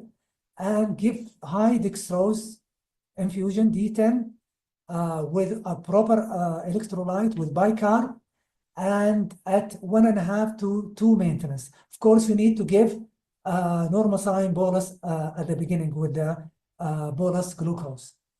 And then you give IV carnitine. The dose of IV carnitine, 50 milligram per kg per dose every 8 hours. IV. And believe me, once you do this, the patient, they turn around the corner and they start to show improvement, and the ammonia usually comes down. We give carglumic acid in this situation. We don't give arginine. If carglumic acid is not effective, we can give IV aminone. Normally, carglumic acid is effective, usually 100 milligram to 200 milligram per kg. 100 milligram is more than enough as a loading dose, and then used on a daily, divided daily. Then, if the acidosis is very severe and you cannot treat it medically, then you go to dialysis. Now we go to the second case. These three cases represent the most common and the most prevalent disorder that you see in the kingdom, in the emergency room. A 3-day-old presented with poor feeding that quickly progressed to profound hypotonia. Again, newborn screening done, but not available. Deep coma, coming with cardiorespiratory collapse, intubated, transferred to the NICU. CBC is okay. Platelets is okay. Sodium fine. Chloride is okay. Potassium okay. CO2 is fine. Glucose is okay. pH is on the alkalotic side because of the tachypnea. Ammonia is very high, 1,426. That's why collapsed and went into deep coma because of the brain edema. So this is an emergency. This is urea cycle defect until proven otherwise. Normally, organic acidemia, like the first case, will cause hyperammonemia, but 150, 200, 250, not more than this. This is in a setting, in a boy, it's OTC or CPS, most likely OTC. Immediately, you take them to dialysis. In the interim, you give them bolus IV fluid, you give them high dextrose, you give them IV aminol, arginine, and be aware about brain edema. So that's why CT and increased intracranial pressure should be in your mind. With dialysis, normally they respond, and the sooner the better. As I told you, CRRT is very challenging in neonates, and many times we go with peritoneal dialysis. Organic acidemia, they can come like this with, let's say, 400. It can, then any of the urea cycle, OTC, CPS, arginosuccinic, or citrullinemia. Remember, again, arginosuccinic, we see them most of the time in the south, الدوسري, شهري, شهراني, قحطاني, again, like very similar profile like the propionic. The citrullinemia is mainly in the, I would say, in the West. And OTC, CPS almost everywhere. CPS not common, but OTC can be seen. So with the primary metabolic, we said severe hyperammonemia. The anion gap, if you calculate, it will be normal. And is the ammonia elevated? Yes, very high. And as I told you, most likely OTC. And here, if we do, how we diagnose it OTC, it's a very specialized. We measure orotic acid, we measure citrulline in the blood, we measure amino acid. It's highly sophisticated, more than your level. We measure arginosuccinic acid. And from there, we reach the diagnosis. And also we do the genetics study. Organic acid normally don't help that much because this is a urea cycle defect. How we treat, as I again told you this, we use the scavenger. Aminol is a scavenger. Arginine, no, is an essential urea cycle element, amino acid that we give for them. Arginine, by the way, is more important in urea cycle defect, more important than aminol. So for mild to moderate hyperammonemia, we can start with arginine alone. And for more severe, we can do both, or subsequently we add the arginine, the aminol. And dialysis, if it is severe, always in these cases, IV bolus is very important, and followed by high dextrose fluid and high fluid rate. Remember here, no IV carnitine and no carglumic acid. Now, the last one, a mother who lost 2 infants with metabolic disorder, delivered a baby, now at 5 days ago, brought him to the emergency room, abnormal movement, lethargy. You examine him, obviously tonus, boxing, pedaling like seizures, abnormal odor, smelled in the urine. Electrolytes are normal, everything is normal. When you deal with a patient like this and abnormal odor, and you think about metabolic, and all the labs are normal, number one, I call it the bomb in the NICU, completed NICU. MSUD, maple syrup urine disease. Why it's a bomb? There is no abnormal test. They can deceive the emergency physician, especially at the beginning. It's all neurological, encephalopathy. They become comatose and they can die because of cerebral edema. It's called the leucine encephalopathy. Unless you measure leucine, there is no way you can know them. So the primary metabolic disease problem is encephalopathy, basically. Here we suspect MSUD. We measure leucine, LIB, leucine, isovaline, and valine. All of them will be very high. How we treat, we have to keep in mind this patient may be in cerebral edema. So we again give a bolus of IV fluid, normal saline, start the D10. Here we can reach D20, D25. If the patient is mild to moderate, we can give high dextrose, D25, even with insulin. If the patient is awake, interacting, but has especially a non-MSUD, but a little bit ataxic, but somebody comatose or near comatose with seizure presentation, with evidence of cerebral edema, or leucine more than 1,000, we always think immediately about dialysis. Early dialysis is very important in MSUD. It saves time. You call the ICU, you call nephrology, and you start the process. So that's about it, I think. And I would love to have any questions or comments, and thank you again.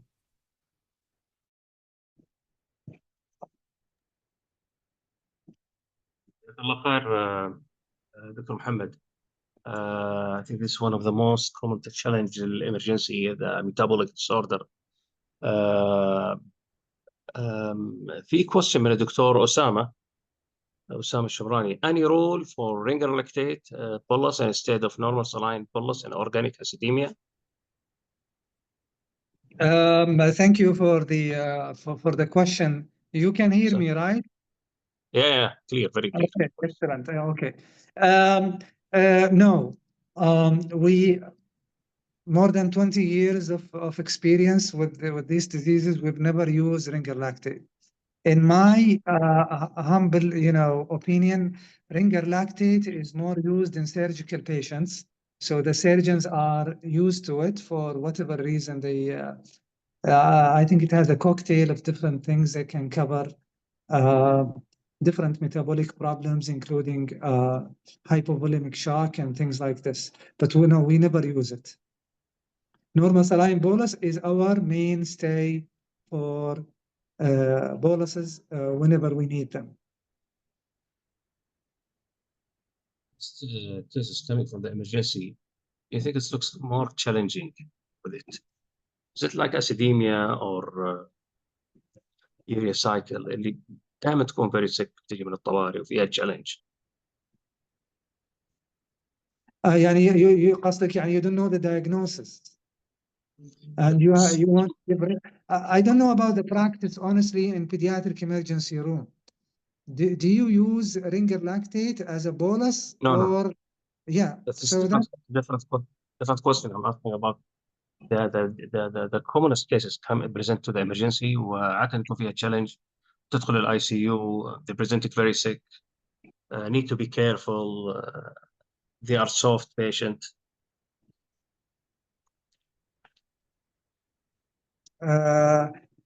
So I'm sorry, I didn't understand the point very well. يعني the commonest diagnosis coming from the emergency. حتى تتوقع يعني organic acidemia مثلا. metabolic ولا commonest metabolic. شيء ثاني. metabolic. The commonest are methylmalonic, propionic, MMA, methylmalonic, propionic acidemia, and maple syrup urine disease. Maple syrup, yes. And also the urea cycle collectively. The most common in arginosuccinic probably is the most common among the group for urea cycle. جزاك الله خير. ما أظن بني شهر فيهم كثير بروبينيك أسيديميا. دكتور صالح أنت في which center are you working in؟ لا أنا في الكينج فيصل بس أنا يعني على سبيل المزاح أقول بني شهر ما فيهم بروبينيك أسيديميا. أي والله حقيقة أنا I have to I know the tribal يعني I would say we never use it يعني in lectures but because this is very critical information for an emergency physician alone trying to make يعني informed decision, and most of the time he has no access either to a metabolic physician or to any real data. But actually I think it is in the best interest of the ER physician as well as the patient themselves. نعم. والله very exciting and we are very interested with your lecture صراحة. جزاك الله خير. I think this is one of the lectures that we need to repeat it and we listen to it again and again. هي حقيقة يعني أنا I always do one thing.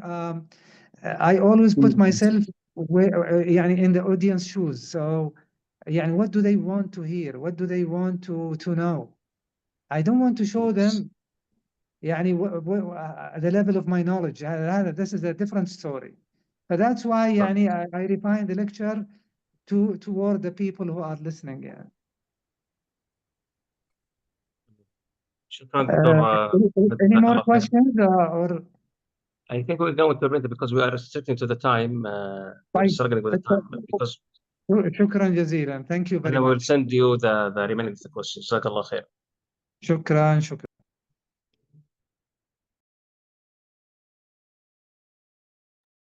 Our next lectures about the common household toxic exposure in Saudi Arabia with Dr. Ismail. Dr. Ismail Sib'i. He's a consultant of pediatric emergency medicine, and also he's a medical toxicology. He's working in pediatric emergency at King Faisal Specialist Hospital and Research Center. Welcome, Dr. Ismail. السلام عليكم ورحمة الله والصلاة والسلام على رسول الله. Good day everyone. It's my pleasure to be with you today and to discuss household toxicity in Saudi Arabia. This talk aims to explore common household and highlight on challenges and solutions.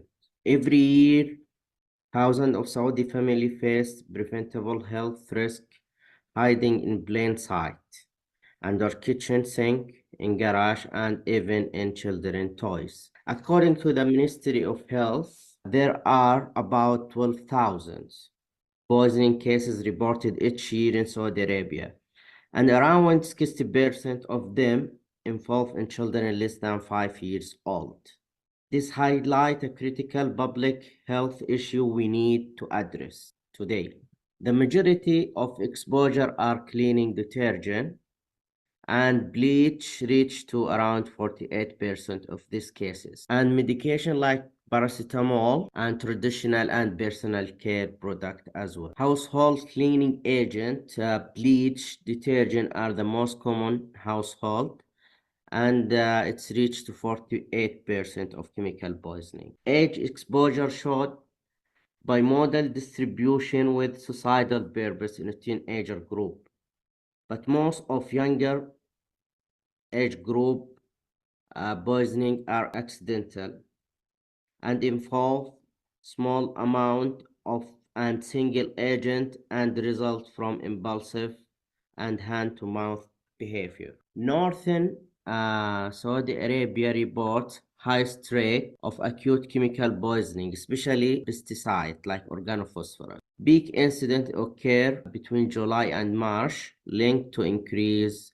indoor activity during summer and the school holiday. Primary route was ingestion, reached to around 85%, following by inhalation 10%, and dermal exposure shown in 5%, and usually associated with ingestion exposure as well in the younger age group. Although the outcome showed no effect or mild effect in the majority of the patients, however, major effect found in around 1 to 2% with long-term complications. And this most common household toxicity, including cleaning product, hydrocarbon, pesticide, cosmetics, and personal care product, and home remedies. So many cleaning products are corrosive, but not all. Strong acid need pH less than 3. However, alkali considered to be corrosive if pH less than 11. Alkali shows more deep injuries, especially in the esophagus, but stomach injury is more likely to be with acid caused by pooling of acid in the stomach, which increase risk of aspiration. In alkali, there is a risk of stricture formation. Bleach is the most common household exposure, contains sodium hypochlorite with pH around 11.4, but concentration always less than 5%, makes most of the cases are mild. Most of cases do not need intervention and can be observed at home, looking for mainly respiratory symptoms because of aspiration risk. And here the most concerning strong alkali in our area, which is sodium hydroxide, and usually found in the drain opener product. It came like a U-shaped tube in the picture, and it comes with pH reached to 14 and lead to significant visual injury. And here hydrochloric acid with pH 1.4, which is known as flash in our market, and also frequently associated with significant injury. Phosphoric acid and sulfuric acid found in oven cleaners and degreasers, and always associated with significant injury as it's a strong acid. Soap contain non-ionic surfactant and alcohol may lead to minor injury. However, presence of high concentration as in gel and detergent buds, which looks like candy, lead to more corrosive effect. Disc battery consists of potassium hydroxide and even sodium hydroxide and can lead to major corrosive injury. Need to be removed if it's above stomach or even in the stomach and anytime in a symptomatic child. Key symptoms indicating esophageal injury include dysphagia and drooling and stridor. Stridor, it's reached to 100% specific for significant esophageal injury. Also, the best predictor of morbidity and mortality is the extent of injury during initial evaluation. However, absence of visible oropharyngeal lesion does not rule out esophageal injury, reached to around 37.5 in this study. Complication, we can see esophageal structure around 1 to 2% of total cases. Obstruction complication, like pyloric obstruction, gastric outlet obstruction, usually after 3 weeks post-ingestion. Fistula is more with severe cases and perforations. Squamous cell carcinoma 1,000 times more at age of 40. The management include always ABC and the priority for airway and elective intubation for patient with stridor is mandatory. In laboratory test, we can do CBC looking for low hemoglobin, which indicate bleeding. Leukocytosis, it's not clinically correlated with severe injury, especially in the first 24 hours. In radiological study, we need to do chest X-ray, which is mandatory for all corrosive ingestion, looking for signs of aspiration and perforation injury. Patient should keep MBO, give IV fluid, and prepare for endoscopy. And the supportive care is the ministry of the treatment. Endoscopy need for all symptomatic patient, especially with oral burns, drooling, stridor, or multiple vomiting, and need for non-ingested substances with high risk of esophageal injury like drain opener and flash. And also we can do it within 24 hours, avoid between 5 days and 2 weeks because risk of perforation is more. And here the general approach, in case of airway compromise, we need to save airway, stabilize the patient. But in a patient who is symptomatic with mild symptoms like vomiting or drooling or dysphagia or with strong acid or alkali ingestion, this patient need to admit MBO and do endoscopy within 24 hours. For asymptomatic patient with no oropharyngeal lesion, if the substances is strong alkali or acid, this need to admit the patient MBO and endoscopy within 24 hours. But if it's the substances is not strong alkali or acid, this patient can be observed at emergency department for around 4 to 6 hours. If continue to be asymptomatic, can be discharged. Hydrocarbon ingestion like kerosene, gasoline has a high risk of chemical pneumonitis and aspiration. All patients should be observed for at least 6 hours. Symptomatic patient need admission for supportive care, and routine X-ray is not required. It's not usually we need X-ray unless patient is symptomatic. Most of the deaths and serious toxicity comes from aspiration.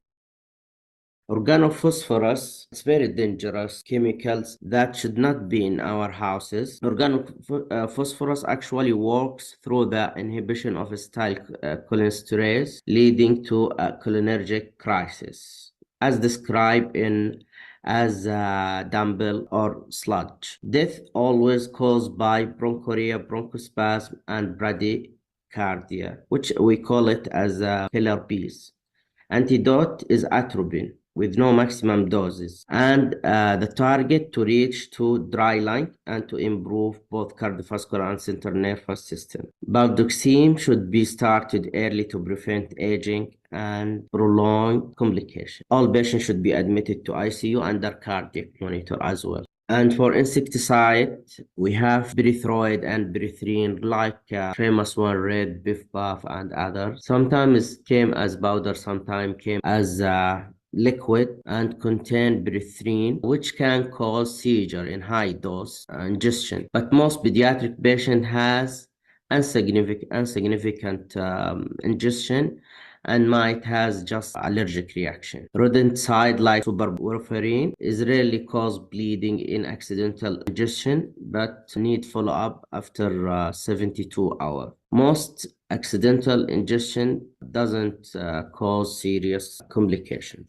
And for home remedies, we find fix and tiger balm, which contain camphor and can cause seizure. Essential oil cause multi-organ damage, including mainly respiratory. All asymptomatic patients need to be observed in emergency department for 6 hours. And if patient gets symptoms, supportive treatment is the ministry of the management. For cosmetic usually cause minor toxicity, like lipstick, nail polish, and hair dye. But with henna, with the paraphenyldiamine, it causes angioedema, laryngoedema, rhabdomyolysis, and renal failure, and CNS depression, and need elective intubation if patient symptomatic. Hair dye with hydrogen peroxide and hair straightener cream and acetone can cause corrosive injury as well. All patients need to be observed for 6 hours and management is usually supportive. Naphthalene may cause hemolysis, especially in G6PD patient, and if patient discharge, need to instruct family to come back if he gets symptomatic anytime. And for nicotine, gum and pouches showed up recently with risk of seizure and arrhythmia. Naphthalene may cause hemolysis, especially in G6PD, and nicotine showed up recently actually and increased risk of seizure and arrhythmias. And challenging that we face with household, it's a behavioral and cultural factor like lack of awareness, improper store, and delay presentation to the hospital. Weakness of regulations also, non-compliance despite Saudi standard for child-resistant container, counterfeit pesticide and chemical substances, and health system gap, under-reporting or late report to poisoning center, lack of experience among emergency physician, and antidote shortage. Pediatric emergency department actually play a vital role in early recognition and treatment and enhance family education and to conduct researches.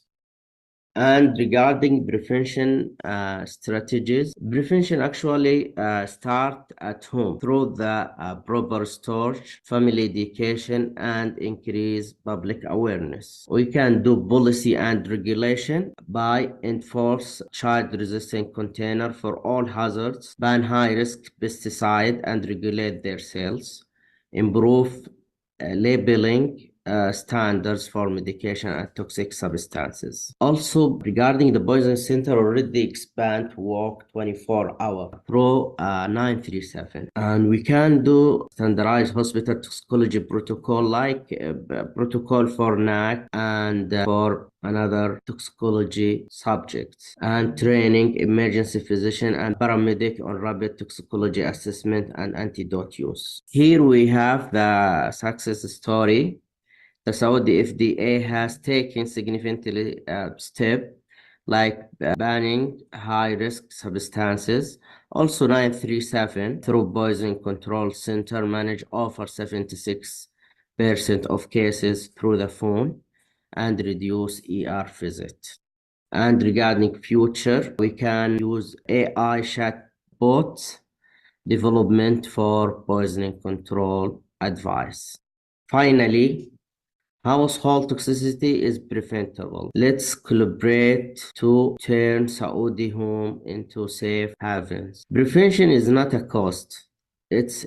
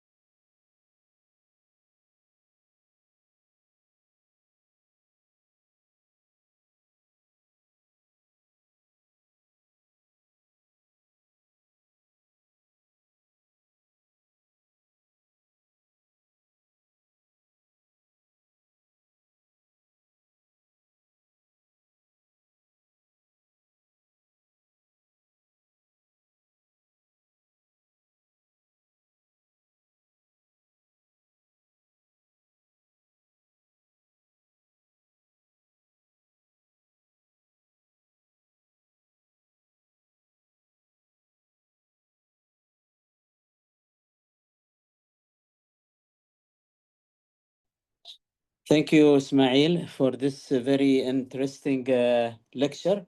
And if there is any question, please, you can send your question to the question and answer area. Okay.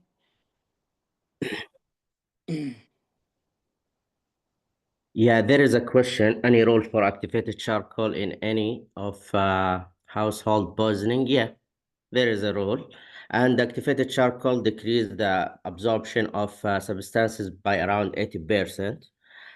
Be careful when you use activated charcoal with chemicals. It can cause aspiration and chemical pneumonitis. But it's not contraindicated. Okay. Unless with acid and alkali, be careful. Any other question? Okay, so if there is any other question, you will be with us, Dr. Ismail, for with this final lecture, and you can answer the question after this final lecture. Now it is my pleasure to introduce Dr. Al-Walid Abu Shannan. Dr. Al-Walid Abu Shannan, he is a consultant pediatric dentist, chairman, Department of Pediatric Dentistry, chairman, Department of Preventive Dental Sciences. He's working in Prince Sultan bin Abdulaziz University in Riyadh in Kingdom of Saudi Arabia. Dr. Al-Walid will talk about managing pediatric dental emergencies like a pro. So Dr. Al-Walid, you can start, please. Thank you. Hello, everyone. My name is Al-Walid Wishnan, and I'm thrilled and happy to be joining you today to speak to you about managing pediatric dental emergencies from the perspective of pediatric dentists. So dealing with pediatric emergencies in general can be very stressful. However, for dental emergencies, it can be more stressful if you do not know what to do. Due to the fact that quick and appropriate action is crucial, and that there are many different kinds of dental emergencies, each requiring different actions. It is also easy to confuse what is and what is not a true dental emergency. Sometimes it can be hard to tell if a dental problem is truly an emergency that needs immediate attention, or if it can wait. This decision can be especially stressful on weekends or after hours, when the costs and hassle of seeing a dentist or a doctor usually go up. So it is extremely important to differentiate a true dental emergencies from a simple deviation from normal. A caregiver might describe this change as a new and perhaps acute deviation from the child's baseline dental or oral health status. A hypervigilant caregiver is concerned about a newly erupting tooth or another benign finding may require only reassurance and anticipatory guidance. However, in general, what we consider a true dental emergency would be uncontrolled hemorrhage, facial swelling or cellulitis, dislodged or knocked out teeth, jaw injuries, severe or acute pain. So in the United States, there are 2 million dental-related emergency department visits. Nearly 2% of them would be atraumatic dental pain. In Saudi, the dental-related visits to the emergency department increased remarkably from 2016 to 2019. And in general, 25% of all school children experience dental trauma, and 33% of adults have experienced trauma to permanent dentition. So what is the dilemma? Usually the dilemma for us would be the child's medical status, whether be it acute or chronic, due to the fact that it may greatly influence how, where, and when dental treatment can be provided safely. So loss of consciousness anytime following trauma, embedded projectiles in the head and neck region, uncontrolled systemic disease or an acute exacerbation of chronic disease during the dental emergency, hemodynamic instability, erratic and potentially unusual behavior. The presence of any such complicating factor possess a management dilemma for us. However, the argument can be made that dentists are ideally trained to treat the dental problem, but in some instances, an acute or superimposed medical condition can potentially endanger the patient if not managed systematically with the appropriate medical consultation prior to initiating a dental treatment. So, depending on the extent and location, the signs and symptoms of cavities can vary as decay gets worse. You may notice tooth sensitivity, spontaneous pain or toothache for no apparent reason, mild to sharp pain when eating and drinking, pain when you bite down, a sensitivity when drinking something hot, cold, or sweet. You might also find white, brown, or black staining on the surface of the teeth, and there might be visible pits or holes in the teeth. So these would lead to dental pain in general. And so cavities usually require a susceptible tooth. They need time, bacteria, and sugar to feed that bacteria as well. And usually the management for it would be just to prescribe painkillers, so ibuprofen or acetaminophen. You could also ask them to rinse their mouth with warm water and gently floss the teeth to remove any debris or food particles. In older kids, you might be able to give them local anesthesia in the area of effect to alleviate the symptoms, and then you just need to provide them with a dental referral. Some kids that are having an active orthodontic treatment and they have braces inside their mouths might experience pain due to a broken bracket or a wire poking and impinging on the soft tissues of the cheeks. And the management of it would be extremely simple. All you need to do is you clip that wire that you see at the end of the mouth. However, one of the serious emergencies that you might encounter is facial cellulitis. And in general, what we would like you to do is to probably just prescribe antibiotics to reduce the swelling. And then for us, you'd be able to refer them for continued treatment, which might be one of either a root canal treatment or we would extract the tooth if it was not savable. However, it's not always a dental infection. In other instances, like our little friend here, it was not a swelling that was caused by an infection. This little guy was planned to have dental treatment under nitrous oxide.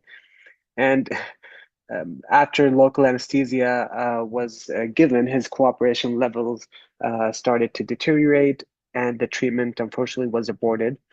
The mother was extremely anxious as she called us 3 hours later saying he is still numb and his cheeks are swollen and had a fever. So what we instructed her was to give acetaminophen and monitor the fever. Eventually subsided. Later on, when they came back, it was noted that he chewed the inside of his cheeks. So it is a common occurrence. Be mindful that it is, especially in younger children, they would start chewing or biting or scratching on their cheeks or lips due to the unusual numbing sensation. And there is no intervention required for these cases. So one of the most common dental treatments that we provide for pediatric patients is crowns, whether be it silver caps or silver crowns or white crowns. And generally in dental treatment under general anesthesia, we place around maybe 8 or 12, maybe more, maybe less crowns on the baby teeth. And so that could lead to uncontrolled hemorrhage, and it can be very stressful for the parents, and they might get anxious because of all the bleeding. The child might be erratic as well. So what we would recommend in the emergency department is just to use tranexamic acid. You could soak gauze and then just have the kids bite on it. You can also dissolve tranexamic acid tablets in 10 milliliter of water. Another pro tip is you could use black tea bags as they contain high levels of tannins, which has a vasoconstrictive and coagulation properties. Ensure it's damped, cooled, and applied gently with a little gentle pressure on the area that is continuously bleeding. So whenever a trauma occurs to kids, we usually ask ourselves a few questions that we would like to know more about. So what was the patient doing that led to the trauma? How did the trauma occur? How long ago was the trauma? Minutes, hours, days? Where did it occur? Was it in a clean or dirty area? And who witnessed the traumatic incident? All of these things, they give us a good view of what we can do and what happened. And as well, it would give us kind of a hint of the prognosis of the teeth following the trauma. Obviously, you always want to rule out abuse as well. So due to the changing dentition of children as they grow, it is extremely important to differentiate between baby teeth and permanent teeth, due to the fact that the management of baby teeth may differ than the management of permanent teeth and many of the possible injuries that could occur to the teeth. So for instance, this guy was 4 years old. He fell down, knocked out a few of his primary or baby teeth out, and had this degloving injury to the soft tissues as well. Obviously, one of the main things that we always instruct, whether be it parents or emergency physicians, is that not to go back and place the baby teeth in. And for the soft tissue, one of the best things about oral soft tissue is that they heal fast. So we would just instruct to maybe put a little bit of saline there, wipe it with gauze, let the kid bite on gauze as well. And then within probably 7 to 10 days, it would heal as normal. Similar thing happened here as well. And as you can see on the right picture, the soft tissues healed very nicely. In this case, what you can see is that a baby tooth was laterally luxated. He fell down, the position of the tooth changed, and the kid was not able to bite down, which caused him a lot of pain as well. And so what you could do, if possible, you just push the tooth back to its place so that the kid can bite. In some instances, if there was a fracture of the root or a fracture of the tooth, we would just probably instruct to extract the tooth and pull it out. So another kind of dental injuries that could occur following a trauma is crown fractures. So crown fractures are the most common dental injury. It could be an uncomplicated crown fracture. So it would only include the enamel and or the dentin of the crown of the tooth, and it does not extend to the level of the pulp, which generally requires only an observation and follow-up with the outpatient dentist for consideration of either rebonding the fractured fragment if possible. You can as well attempt the rebonding in the emergency department. However, if the tooth fragment was not available, we would be required to kind of place a filling to build up the fractured area. In complicated crown fractures, however, it would involve the pulp of the tooth, resulting in the exposure of the dental pulp to the oral cavity. Patients often experience severe pain and tooth sensitivity and will ultimately require either a root canal or a tooth extraction as an outpatient to prevent infection. In the emergency department, what you could do at the time is you could place or apply calcium hydroxide to the exposed pulp that is clearly seen as pink tissue within the tooth, and just arrange for them to follow up with the dentist later on. So as you can see here, this patient fell down and fractured his tooth where he had a complicated crown fracture, and you can clearly see the exposed pulp and us holding the tooth fragment that luckily it was available. And so what we did was we did the root canal treatment and we rebonded the fragment, and the tooth was back as normal. A similar thing here happened as well, and you can clearly see the exposed pulp. A good thing as well that the tooth fragment was available, and what we did was a nerve treatment, and we rebonded the tooth fragment back to the tooth. So this is calcium hydroxide. What we recommend you would apply to the exposed pulp in the emergency department. It would extremely help the patients alleviate the pain and sensitivity that they are experiencing at the time. So there are more severe injuries that could occur. So luxation injuries where the tooth would axially change the position of its position. Extrusions where the tooth would be longer than normal, so it's coming out of the socket, and intrusions where the tooth would be pushed inside the bone. So these would require more of an intricate management due to the fact that we would require the replacement and repositioning of the teeth that are luxated or intruded or extruded. And we would also need to splint the teeth and follow them up periodically to assess the status of the pulp of the tooth, if requiring future root canal treatment. Similar thing here happened as well.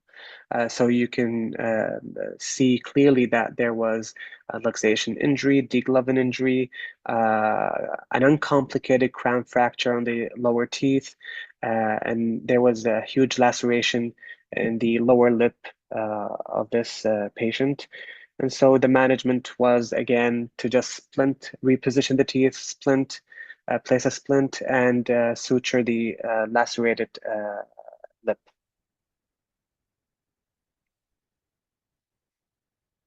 Now, avulsions are extremely time sensitive.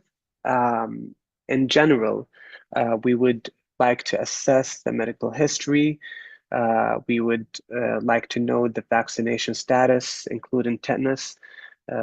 It's extremely important to know the length of the extraoral time and the storage media that was the tooth placed in. The symptoms as well, pain, mobility, if there was any change in occlusion. This would give us an indication of the prognosis, the ability to reimplant the tooth, and the future need of a root canal treatment. So again, time is extremely of utmost importance. It's key to prognosis. And one, as I mentioned previously, it's very important not to replant primary teeth.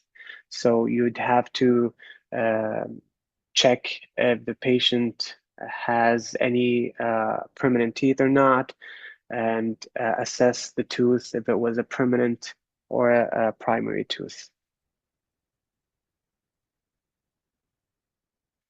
So in the emergency department, it's extremely important to replant it immediately for permanent teeth. You would want to clean the root surface with a stream of saline and soak the tooth in saline as well to remove any debris. You would irrigate the socket with saline, apply local anesthesia to alleviate any pain or pressure while we planted the tooth. And then you would gently replant the tooth in its position and place a flexible splint if possible. Now, if it wasn't possible to do all of these steps, it's just important to just replace the tooth back in its socket, even if you are unsure if the position was correct, if it was tilted a little bit, and then just refer to a dentist that would complete the rest of the management of this proposed tooth. So for successful trauma management, it's extremely important to identify the on-call pediatric dentist or maxillofacial surgeon, as they are trained to manage such injuries. You would want to take head and neck imaging for any missing teeth, or chest or abdominal films to rule out any aspiration or ingestion. Urgency in replanting of those teeth, that is for the permanent teeth, obviously. And if the tooth was extremely loose or a possible aspiration risk, remove and submerge it in a balanced salt solution. You would want to conduct a good exam, temporize what is emergent, and then refer the patient to a pediatric dentist or a maxillofacial surgeon. So there are a few resources that you could gain more information on dental emergencies or dental trauma. So the International Association of Dental Traumatology, they have an amazing publication that includes guidelines of managing different dental traumas, whether it be for the primary or permanent teeth. I would really recommend everyone to go check it out, have it in hand, and just in case you would encounter any emergency for the dental patient. So thank you, everyone. I would like to thank the committee for inviting me this year, and I was extremely thrilled and pleased to speak to you about dental emergencies. Please feel free to contact me. I'm always available for any discussions, any consults. My email is presented to you here. Thank you very much. Thank you. Thank you very much, Dr. Bishnan, for this informative and very important points highlighted on the dental injuries that we are commonly seeing in our pediatric emergencies. I have here a few questions for you, if you allow me, please. You are with us, okay? Still, there is a question here. What do you recommend for children coming with teeth grinding during the night? This is a common complaint from the parents in the clinics most of the time. Thank you, Dr. Al-Faifi. So a bruxing habit or grinding at night is a normal transition for pediatric patients due to the fact that their occlusion is ever changing with age.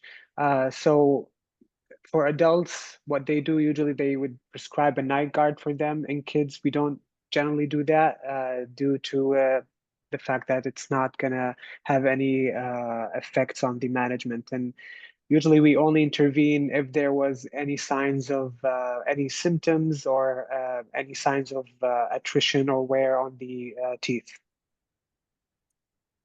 Okay. The other question is black tea. You've been talking about black tea bag to be used. It should be hot or cold? So it should be cool and damped and just applied to the affected area. Left there gently for about maybe 15 to 30 minutes, and then just remove it and see if there was any clotting occurring. Thank you very much. I don't have any more question for you, Dr. Al-Walid, and really thank you so much for your participation and in this conference, and wish to see you again more and more in our future courses and conference. Thank you. Absolutely, thank you. Thank you. Ladies and gentlemen, I would like to thank you all for attending our conference for the last 3 days. It's been a pleasure really to have you with us. We have a good number this year, and as it's mentioned, I just put it in the chat area. If there is any questions, any queries, anything, you can communicate with me on my Twitter at Alfayfi911, and all the topics that we have discussed in the last 3 days. You will have a recording on the Future Vision YouTube. You can go there and see it again and again. It will be there for a minimum of like 1 month. So for those who've been asking this question a lot of time, there is other group, they were asking about the certificate and the CME hours. It will be in your for those who attended more than 70% of the activity, they will receive 24 hours from the Saudi Commission for Health Specialties.